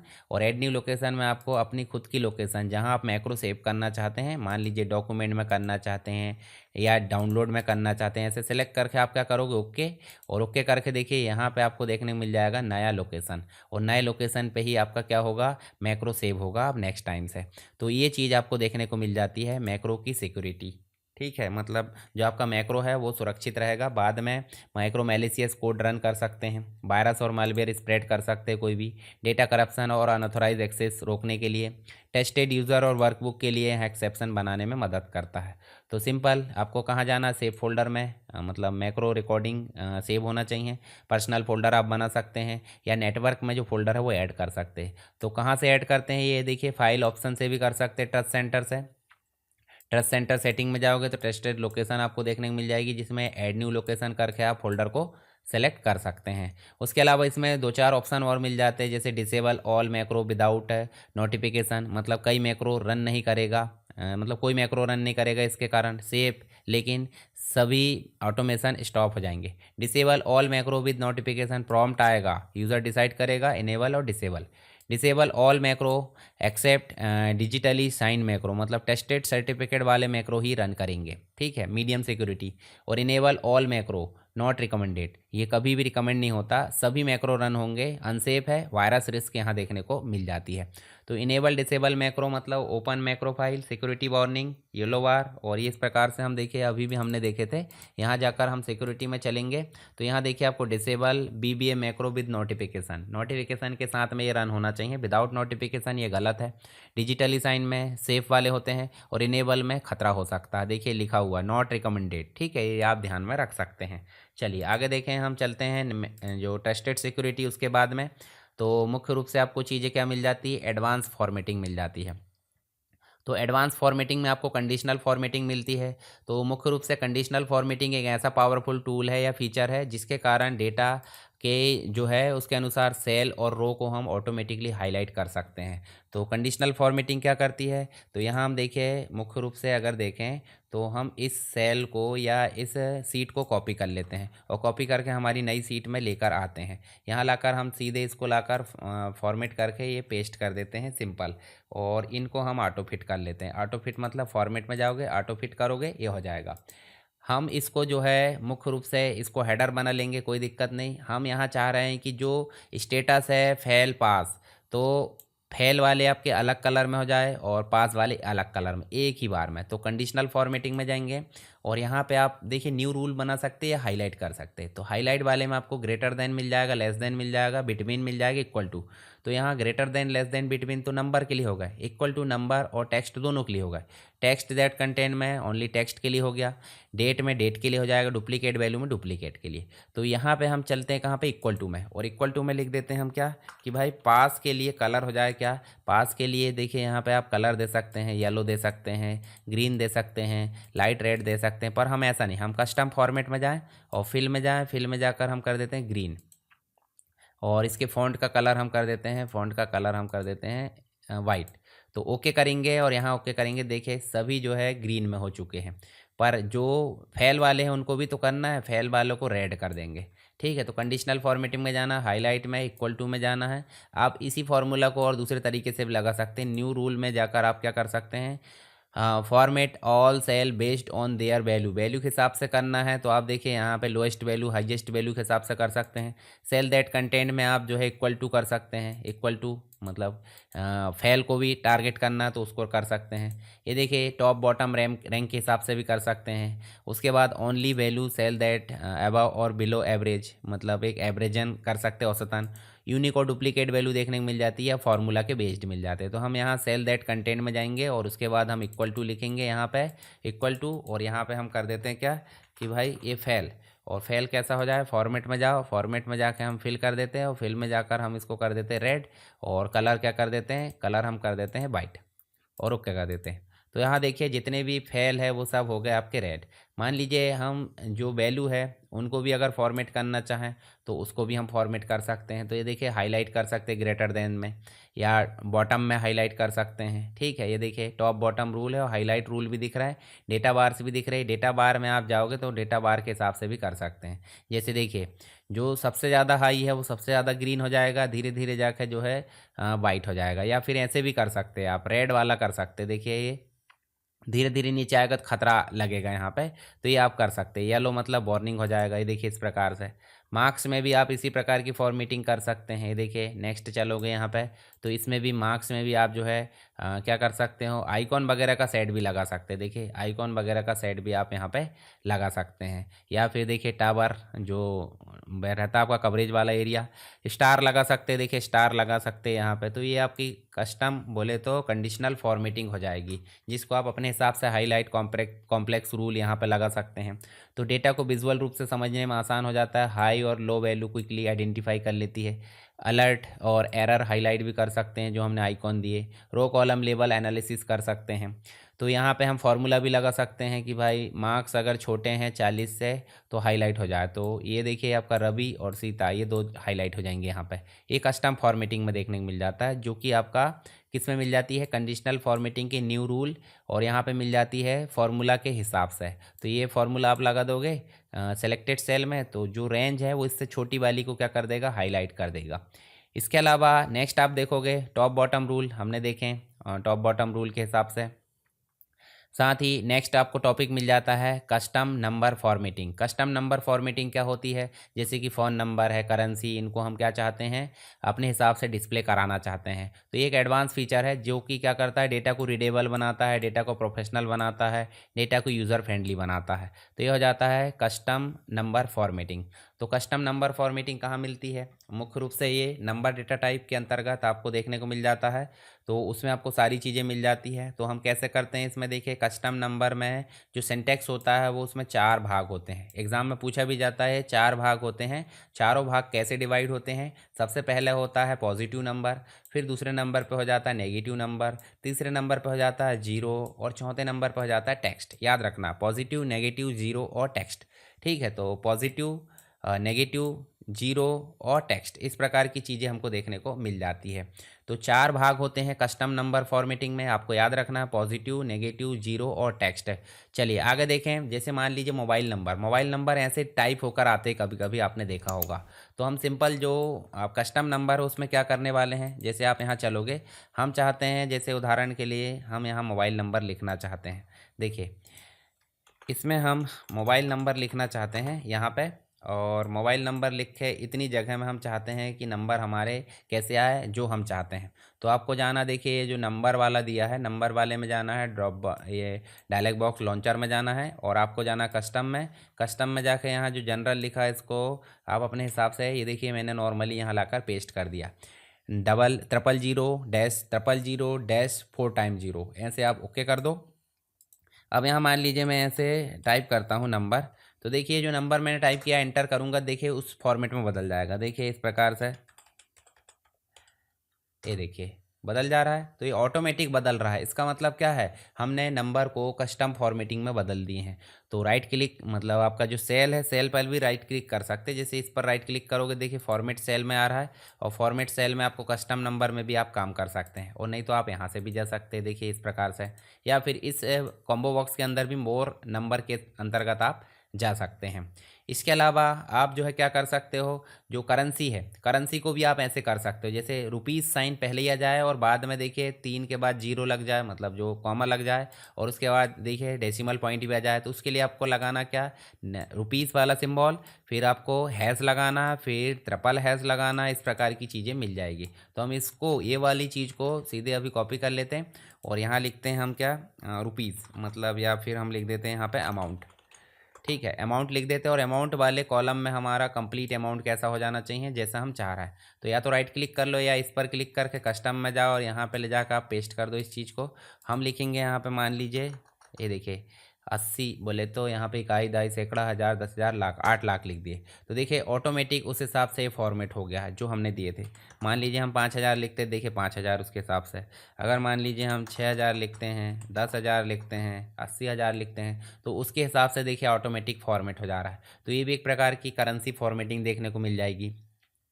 उसके बाद यदि टेक्स्ट लिखना चाहते हैं, टेक्स्ट लिखना चाहते हैं का मतलब क्या है कि अगर आप कुछ यूनिट लिखना चाहते हैं, देखिए यहाँ पे यूनिट है और यहाँ पे हम जो है मान लीजिए 50 लिखे, तो 50 के साथ यूनिट आए उसके लिए सेलेक्ट करो इसको कंप्लीट, नंबर में जाओ और यहाँ कस्टम में जाओ और यहाँ जाकर हम जो है इसको क्या कर लेते हैं ऐसे सेलेक्ट। तो देखिए यहाँ 50 लिखे, मान लीजिए 10 बस लिखो यूनिट आ जाएगा, 5 लिखो यूनिट आ जाएगा, 80 लिखो यूनिट आ जाएगा। ये कैसे आ रहा है, ये देखिए जीरो और कोष्टक में आपने लिखे यूनिट्स, यूनिट्स के बदले में और कुछ भी लिख सकते हैं।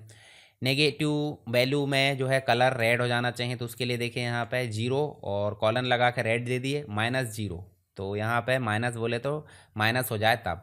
चलिए यहाँ पे हम जो है एक नंबर ले लेते हैं, यहाँ नंबर लिए, उदाहरण के लिए यहाँ पे नंबर लिए और इसको सेलेक्ट करें, नंबर में गए, कस्टम में गए और यहाँ जाकर हम इस चीज़ को पेस्ट कर देते हैं।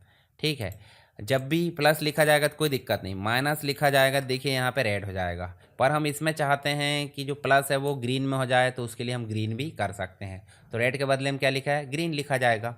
ऐसे ही आप परसेंटेज भी लिख सकते हैं, मतलब जो आपका क्या है कंप्लीटेड है, मतलब 75 लिखना है, 75% कंप्लीटेड ऑटोमेटिक आना चाहिए, उसके लिए आप इसको लिख देना कस्टम फॉर्मेटिंग में। तो जीरो मैंडेटरी डिजिट है, हैज़ आपका ऑप्शनल है, कॉमा आपका 1000 सेपरेटर के लिए हो जाता है, टेक्स्ट आपका टेक्स्ट ऐड करने के लिए और रेड आपका कलर देने के लिए, कंडीशनल फॉर्मेटिंग के लिए। तो कस्टम फॉर्मेटिंग आपको समझ में आ गई होगी, आप इस प्रकार से इसको 2-3 बार रिवाइज कर लेना और पीडीएफ पढ़ लेना, आपका काम हो जाएगा कंप्लीट। ठीक है, एमसीक्यू आप हल कर सकते हैं आसानी से। आप कुछ एडवांस प्रोटेक्शन ऑप्शन दिख रहा है जो कि काफ़ी ज़्यादा पूछे जाते हैं एग्जाम में। उदाहरण के लिए आप जो है एक्सेल में डेटा सिक्योरिटी बरतना चाहते हैं, एरर को रोकना चाहते हैं, उसके लिए आप जो है क्या कर देंगे, इंपॉर्टेंट सेल और फार्मूला को या फिर पूरी एंटायर सीट को अनऑथराइज्ड एक्सेस से रोक सकते हैं। ठीक है, तो एडवांस प्रोटेक्शन में आप देखोगे स्पेसिफिक सेल को लॉक कर सकते हैं, फॉर्मूला को हाइड कर सकते हैं, कंप्लीट सीट या वर्कबुक को पासवर्ड से प्रोटेक्ट कर सकते हैं और अनऑथराइज्ड एडिटिंग या एक्सीडेंशियल जो चेंजेस होते हैं, दुर्घटनावश जो चेंजेस हो जाते हैं उससे रोक सकते हैं। तो रिपोर्ट आपकी सेव रहेगी, फार्मूला और कैलकुलेशन को प्रोटेक्ट कर सकते हैं, डेटा इंटीग्रिटी बनाए रखी जा सकती है, सारे ऑप्शन आपको यहाँ पे मिल जाएंगे। तो मुख्य रूप से सेल को अनलॉक करना बोले तो ओनली सेल एडिटेबल छोड़ने के लिए आपको क्या करना है और सीट प्रोटेक्ट करने के लिए क्या करना है वो हम देख लेते हैं। यहाँ पे उदाहरण के लिए हम जो है इसको कॉपी कर लेते हैं, ये सीट को जो भी हमारे पास में, और यहाँ ले जाकर हम अभी पेस्ट कर देते हैं। तो देखिए हमारे पास में जो सीट है, मान लीजिए हम इसको एडिटेबल छोड़ना चाहते हैं इतना और बाकी चीज़ों को लॉक करना चाहते हैं, तो सिर्फ इतने को एडिटेबल छोड़ना, उसके लिए सबसे पहले राइट क्लिक करो इतने पे, फॉर्मेट सेल में जाओ, प्रोटेक्शन में जाना और ये लॉक्ड जो लिखा है इस पर अनटिक कर देना है और ओके कर देना है। अब आप जो है कंप्लीट सीट को प्रोटेक्ट कर दो, जैसे आप जाओ कहाँ पे, रिव्यू में, और रिव्यू में जाकर आप जाओ प्रोटेक्ट सीट में, प्रोटेक्ट सीट में जाकर पासवर्ड डालना नहीं डालना वो आपका मैटर, ओके कर दो वैसे। अब आप देखिए यहाँ पे एंटर करोगे तो नहीं होगा, देखिए आपका सीट जो है सुरक्षित हो चुका है, पर नंबर आप जाओगे तो नंबर चेंज कर सकते हैं, क्यों, क्योंकि इसको हमने सेपरेट रखे थे, किसके माध्यम से, राइट क्लिक, और यहाँ पे हमने जो इसको अनलॉक, अभी अनप्रोटेक्ट कर दो और आप जो है इसको क्या करोगे, जैसे मान लीजिए फिर से इसको लॉक करना है तो यहाँ प्रोटेक्ट में जाओ और यहाँ लॉक्ड कर दो और आप सीट प्रोटेक्ट जाकर ओके कर दो, तो आप देखो इसको भी आप एडिट नहीं कर सकते हैं। तो इस प्रकार से पूरी की पूरी सीट को भी हम प्रोटेक्ट और अनप्रोटेक्ट कर सकते हैं। पर्टिकुलर किसी सेल को अगर करना है तो उसके लिए राइट क्लिक करके सबसे पहले क्या करना होता है, राइट क्लिक करके पहले फॉर्मेट सेल में जाके इस अनलॉक्ड करना पड़ता है, यानी कि लॉक को अनलॉक करना पड़ता है। तो ये ऑप्शन मिल जाता है कस्टमाइज तरीके से। ठीक है, तो लॉक मतलब राइट क्लिक करके फॉर्मेट में जो प्रोटेक्शन है उसको लॉक रखोगे तो ये लॉक रहेगा और अनलॉक रखोगे तो लॉक होने के बाद भी आपका अनलॉक रहेगा। हाइड करने के लिए देखिए फॉर्मूला हाइड करना, मान लीजिए उदाहरण के लिए आप इन सबको टोटल लाना चाहते हैं, यहाँ देखिए हमने टोटल लगाए, सम लिखे, ब्रैकेट लगाया और इन दोनों को हमने टोटल कर दिए। ठीक है, और यहाँ टोटल कर दी। अभी देखिए सेलेक्ट कर रहे हैं तो यहाँ फॉर्मूला दिख रहा है, पर यदि हम राइट क्लिक करते हैं और इसको फॉर्मेट में जाकर प्रोटेक्शन में जाते हैं और इसको हिडन कर देते हैं और लॉक भी कर दो चाहे तो देखिए यहाँ तो अभी दिख रहा है, पर सीट को प्रोटेक्ट करने के बाद देखना ज़रा, सीट को प्रोटेक्ट कर देते देखिए यहाँ फॉर्मूला नहीं दिख रहा, क्यों, क्योंकि अभी हमने उसको क्या कर दिए हैं, हिडन कर दिए हैं। तो ये अनप्रोटेक्ट करोगे अभी दिखने लगा और इसको हम जो है हिडन को हटा देते हैं, ये देखिए इस प्रकार से। तो अब फॉर्मूला दिख रहा है, प्रोटेक्ट करने के बाद भी फॉर्मूला दिखेगा क्योंकि हिडन नहीं है, तो अनप्रोटेक्ट कर देते हैं। समझ में आ गया होगा आपको, प्रोटेक्ट और अनप्रोटेक्ट जो कि सीट के अंतर्गत काम कर ले रहा। पासवर्ड भी डाल सकते हैं अगर डालना हो तो, नहीं डालना तो कोई दिक्कत नहीं है। देखिए अगला मिल जाता है प्रोटेक्ट वर्कबुक। वर्कबुक का मतलब हो जाता है सीधे सीधे स्ट्रक्चर को प्रोटेक्ट करना। स्ट्रक्चर का मतलब क्या हो जाता है, पासवर्ड तो डाल सकते हैं, इसमें सीट ऐड नहीं हो सकती, इसमें सीट डिलीट नहीं हो सकती, सीट मूव नहीं हो सकती और सीट हाइड नहीं हो सकती। किसमें, वर्कबुक को प्रोटेक्ट करते हैं तब। तो पूरी की पूरी वर्कबुक को प्रोटेक्ट करना, तो उसके लिए यहाँ जाएंगे कहाँ पर, रिव्यू में, प्रोटेक्ट वर्कबुक में जाएंगे। आप पासवर्ड डाल सकते हैं, ये भी ऑप्शनल है। आप देखिए यहाँ पे अगर सीट को ऐड करने की कोशिश करोगे तो हो रही क्या, नहीं।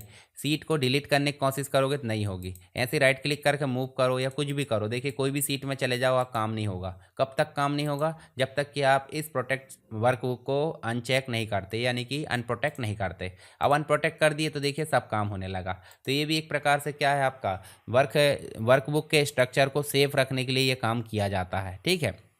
तो यहाँ मुख्य चीज़ें देखने को मिल जाती है। तो यहाँ देखिए स्टूडेंट रिपोर्ट जो भी है हम उसको सेव कर सकते हैं, प्रोटेक्ट कर सकते हैं अपने हिसाब से। दोनों चीज़ आपको प्रोटेक्शन समझ में आ गई होगी। तो लॉक्ड सेल का मतलब क्या हो जाता है, ये प्रिवेंट एडिटिंग के लिए, ठीक है। मतलब can not change when seat protect, seat को प्रोटेक्ट करने के बाद इसमें कोई चेंजेस नहीं होते। हिडन फार्मूला बोले तो फार्मूला को हिडन कर सकते हैं, सिर्फ वैल्यू दिखेगी या रिजल्ट दिखेगा। प्रोटेक्ट सीट में जो एडिटिंग है या जो भी चीज़ है वो रिस्ट्रिक्ट हो जाती है। प्रोटेक्ट वर्कबुक में पूरा का पूरा स्ट्रक्चर को हम चेंज नहीं कर सकते हैं, कुछ भी चीज़ें चेंज नहीं कर सकते हैं। तो ये हो जाता है आपका प्रोटेक्ट वर्कबुक।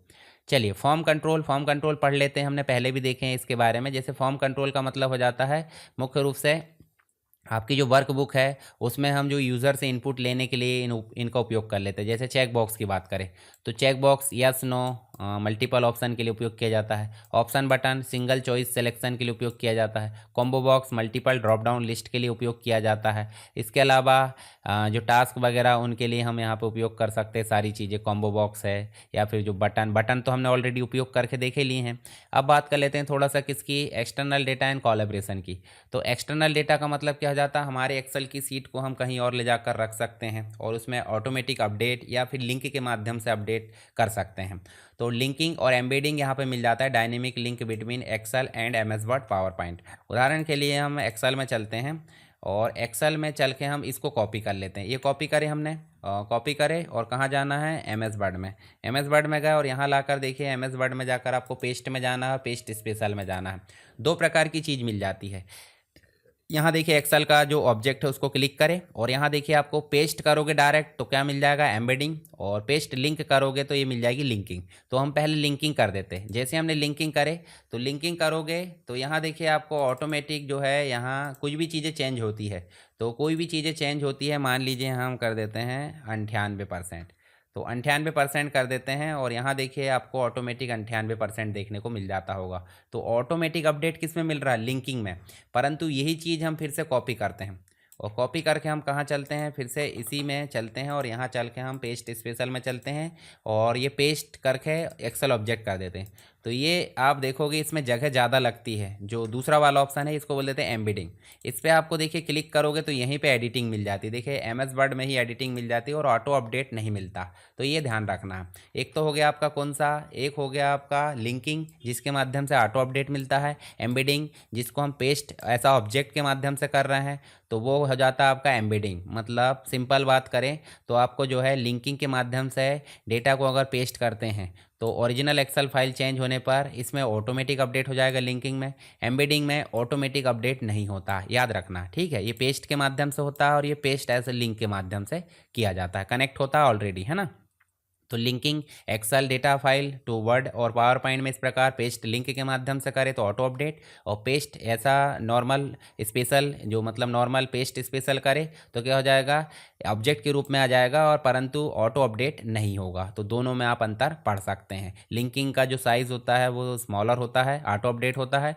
एम्बेडिंग जो ऑटो अपडेट ना होकर लार्ज फाइल बनाता है क्योंकि ये सारी चीज़ें वहीं रख लेता है अपने वह जो एमएस वर्ड है और पावर पॉइंट उसके अंतर्गत। तो याद रहना चाहिए चीज़ें आपको। इंपोर्ट और एक्सपोर्ट की बात करें तो इंपोर्ट तो हमने देख लिए। हम एक्सपोर्ट की बात करें तो हमारी एक्सेल फाइल को हम कहाँ कहाँ एक्सपोर्ट कर सकते हैं, जैसे ये आपको देखने को मिल जाती है। तो फाइल में गए, फाइल में जाकर आप सेव में जाओगे या एक्सपोर्ट में जाओगे।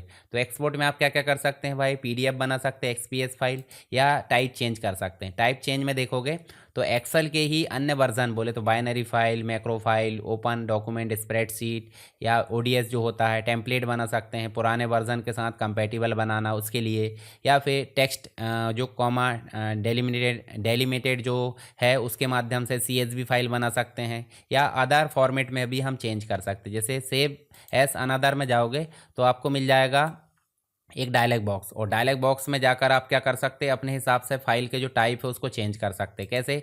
आप जाओगे देखिए यहाँ पे मिल जाएंगे बहुत सारे फाइल के टाइप। तो ये इस प्रकार से देखोगे, जैसे PDF बनाना, तो PDF आप ऐसे सेलेक्ट करो और आप सीधे जो है इसको सेव कर सकते हैं। तो ये चीज़ की जो है PDF आपको बनकर मिल जाएगी। हालांकि सीट बड़ी होगी तो थोड़ा सा टाइम लगेगा, पर कोई दिक्कत नहीं, यहाँ पे जो PDF है वो बन गई है। तो हम सीधे चलते कहाँ पे, हम चलते हैं यहाँ पे, ये मैं MS वर्ड का जो ऑब्जेक्ट वाला पार्ट है उसको बंद कर देता हूँ, ऑब्जेक्ट लिंकिंग वाला। अब हम चलते हैं सीधे हमारे PPT में। तो CSV फाइल जो गेट डाटा के माध्यम से CSV फाइल हम ला सकते हैं कॉन्टैक्ट वाली, और एक्सपोर्ट करना है तो सेव एस के माध्यम से, एक्सपोर्ट CSV के माध्यम से भी हम कर सकते हैं। इसके अलावा टेक्स्ट फाइल, नोटपैड की फ़ाइल हमने लाना देखे थे, वापस ले जा भी सकते हैं। इसके साथ ही XML फाइल जो एक्सटेंसिबल मार्कअप लैंग्वेज वाली फ़ाइल है वो भी हम ला सकते हैं, और वापस से उसको एक्सपोर्ट भी कर सकते हैं। तो आप अंतर देख लेना इनके बारे में, सारी चीज़ें आपको क्लियर हो जाएगी। चलिए अब एक और चीज़ हो जाती है शेयर। अब शेयर क्या होता है, फाइल में जाएंगे, देखिए यहाँ पे आप जाकर देखोगे तो आपको मिल जाता है एक ऑप्शन शेयर। ये देखिए यहीं कहीं शेयर मिल जाता है। तो शेयर में गूगल जो वन ड्राइव है, ईमेल है, PDF है, इसके माध्यम से भी हम इसको शेयर कर सकते हैं। तो शेयर नॉर्मली कोलैबोरेशन टूल या शेयर करने के लिए उपयोग किया जाता है। तो शेयरिंग मतलब फाइल में जाना है, सेव वन ड्राइव में, शेयर पॉइंट में हम कर सकते हैं, या फिर पीपल ऐड करके हम यहाँ पे कोलैबोरेशन के लिए भी उपयोग कर सकते हैं, यानी कि एक साथ टीम वर्क करना है तो उसके लिए कर सकते हैं। ट्रैक चेंजेस वैसे तो यहाँ उपयोग नहीं होता, पर फिर भी जब भी कोई चीज़ें चेंजेस होती है तो हाईलाइट यहाँ पे हो जाता है, उसी को बोल देते हैं ट्रैक चेंजेस। MS वर्ड में ये ज़्यादातर उपयोग किया जाता है। वर्जन हिस्ट्री हम देख सकते हैं। वर्जन हिस्ट्री देखने के लिए आपको कहाँ जाना है, फाइल में जाना है, यहाँ पे इन्फो में जाना है, और यहाँ देखिए आपको देखने को मिल जाएगी सारी चीज़ें। ठीक है, यहाँ आपको देखने को मिल जाएगा प्रोटेक्ट वर्कबुक से रिलेटेड चीज़ें, इंस्पेक्ट देखने को मिल जाता है, मैनेज वर्कबुक मिल जाता है, या फिर जो आपका ब्राउज़र व्यू है वो ऑप्शन भी आपको देखने को मिल जाता है। कंपेयर भी कर सकते हैं, मतलब रिस्टोर कर सकते हैं। साथ ही कुछ बेसिक चीज़ें जैसे कि शेयर वर्कबुक का मतलब क्या हो जाता है, क्लाउड और नेटवर्क रिक्वायर्ड हो जाता है इसके लिए। ट्रैक चेंजेस मतलब इनेबल बिफोर एडिटिंग, जो भी है एडिटिंग के पहले इनेबल करना होता है। हाईलाइट आपका मॉनिटरिंग के लिए उपयोग किया जाएगा। वर्जन हिस्ट्री रिकवर और कंपेयर चेंजेस के लिए। बैकअप आपका ऑलवेज रहना चाहिए टीम वर्क कोलैबोरेशन के अंतर्गत। ठीक है, तो ये चीज़ मिल जाती है यहाँ पे। तो हम अभी बात कर लेते हैं एक सरसरी नज़र से ओवरव्यू, जो कि हमने पढ़ चुका है। तो नेस्टेड इफ़ जो है और IFS क्या है, मल्टीपल कंडीशन के लिए उपयोग किया जाता है एक ही फंक्शन के द्वारा। मतलब इफ़ जो है आपका नॉर्मली मल्टीपल इफ़ लगाना होता है इफ़ के अंदर इफ़, और IFS में आपको मल्टीपल इफ़ लगाने की ज़रूरत नहीं पड़ती, सिर्फ आपको लॉजिकल टेस्ट देना होता है। वी लुकअप वर्टिकल टेबल को जो वैल्यू है उसके हिसाब से खोजना है तो उसके लिए वी लुकअप, हॉरिजॉन्टल के हिसाब से खोजना तो एच लुकअप, और दोनों में मिक्स्ड रूप से काम करना है एच लुकअप और बी लुकअप का तो एक्स लुकअप, जो कि नए वर्जन में देखने को मिल जाता है 2019 के बाद में। इंडेक्स मैच आपका लेफ्ट साइड की वैल्यू में, मतलब जो वी लुकअप है उसमें लेफ्ट साइड जो लुकअप था वो पॉसिबल नहीं था, तो उसी को पॉसिबल बनाए इंडेक्स प्लस मैच फंक्शन ने। एरे क्या है भाई, एक ही फॉर्मूला से मल्टीपल कैलकुलेशन परफॉर्म होता है, कंट्रोल शिफ्ट एंटर इसकी शॉर्टकट की है। लॉजिकल ऑपरेटर में एंड और नॉट आ जाता है, जो कि इफ़ के साथ में भी मल्टीपल रूप से उपयोग किया जाता है। एरर भी हमने देखे थे, if error, is error, if N A. उसके बाद पिवोट टेबल जो डेटा समरी निकालता है, पिवोट चार्ट जो डेटा समरी की ग्राफिकल वे में प्रदर्शित करने का काम कर लेता है। स्लाइजर और टाइमलाइन आपके जो है इंटरेक्टिव फिल्टर है, जो कि डायनेमिक रूप से माने जाते हैं। वॉट इफ एनालिसिस आपका मुख्य रूप से हाइपोथेटिकल या पॉसिबल आउटकम के लिए कैलकुलेशन हो जाता है। मुख्य रूप से गोल सीक एक वेरिएबल पर काम कर लेता है, डेटा टेबल आपका एक या दो पे, और जो आपका एक प्रकार से सिनेरियो है वो मैक्सिमम 32 पे काम कर लेता है। ठीक है, याद रखना। कंसोलिडेशन मल्टीपल सीट का डेटा एक ही में लाने के लिए आपको कंसोलिडेशन का उपयोग किया जाता है। पावर क्यूरी एक्सटर्नल सोर्स से या फोल्डर से डेटा को इंपोर्ट, कंबाइन, ट्रांसफॉर्म या गेट करने के लिए उपयोग किया जाता है। डेटा क्लीनिंग डेटा को रिमूव, स्प्लिट या ट्रिम स्पेस करने के लिए डेटा क्लीनिंग करते हैं। डेटा वैलिडेशन इनपुट रिस्ट्रिक्शन लगाना हो, ड्रॉप डाउन लिस्ट बनाना हो, उसके लिए डेटा वैलिडेशन की ज़रूरत पड़ जाती है। फ्लैश फिल ऑटोमेटिक आपको पैटर्न पहचान का डेटा एंट्री करने के लिए फ्लैश फिल की ज़रूरत पड़ती है। और जितने भी रिपीटेटिव टास्क करना है उसके लिए मैक्रो की ज़रूरत पड़ जाती है। मैक्रो दो होते हैं, रिलेटिव और एब्सोल्यूट, जो हमने देख लिए हैं। रिलेटिव मतलब हो जाता है कहीं भी कर सकते हैं, एब्सोल्यूट मतलब जिस जगह किया गया उसी में फॉर्मेट होगा। मैक्रो मैनेजमेंट जिसके अंतर्गत आपको मैक्रो का साइन करना, बटन शेप, ये सारी चीज़ हमने देखें। फाइल एक्सटेंशन ऑलरेडी हम देख चुके थे। बीबीए जो मैक्रो की कोडिंग होती है बैकएंड में, उसको हम बोल देते हैं उस प्रोग्रामिंग को BBA, visual basic for application, और इसके लिए विजुअल बेसिक एडिटर की ज़रूरत पड़ती है, मॉड्यूल, प्रोसीजर, इन सब की। मैक्रो की सिक्योरिटी ट्रस्टेड लोकेशन पे हम सेव कर सकते हैं और ट्रस्टेड मैक्रो को ही रन कर सकते हैं। एडवांस कंडीशनल फॉर्मेटिंग में हमने वैल्यू के हिसाब से या उसके हिसाब से सेल की फॉर्मेटिंग देख ली है। कस्टम नंबर फॉर्मेटिंग देख लिए, जिसमें करेंसी है, मोबाइल नंबर है, या फिर आप कस्टम टेक्स्ट रखना चाहते हैं। सीट और जो वर्कबुक है उसको प्रोटेक्ट करना, सेल को प्रोटेक्ट करना देख लिए। फॉर्म कंट्रोल भी हमने देख लिए, और जो लिंकिंग और एम्बेडिंग भी हमने देख ली। लिंकिंग मतलब ऑटोमेटिक अपडेट, और एम्बेडिंग मतलब ऑटो अपडेट नहीं रहता। इसके साथ ही आप इंपोर्ट करना देखें भाई, और एक्सपोर्ट तो इंपोर्ट भी देख लिए, और एक्सपोर्ट मतलब किसी अदर बोले तो CSV टेक्स्ट XML में एक्सपोर्ट करना या PDF में एक्सपोर्ट करना। ऐसे ही शेयर करना, मल्टीपल यूज़र एडिटिंग कर सकते हैं, ट्रैक चेंजेस बोले तो मॉनिटर कर सकते हैं, और वर्जन हिस्ट्री, ये सारी चीज़ें हमने यहाँ पे देख लिया। आई होप सारी चीज़ें आपको समझ में आ गई होगी। फिर भी अगर कोई डाउट है तो आप मुझे कमेंट बॉक्स में बता सकते हैं। वीडियो पसंद आए तो वीडियो को लाइक करें, अपने दोस्तों के साथ शेयर ज़रूर करें, ताकि मुझे भी थोड़ा अच्छा लगे, ज़्यादा से ज़्यादा लोगों तक वीडियो जाएगा और मुझे मोटिवेशन मिलेगा, तो मैं आपके लिए ज़्यादा से ज़्यादा प्रयास कर पाऊँगा। चलिए मिलते हैं नेक्स्ट क्लास में, तब तक के लिए जय हिंद।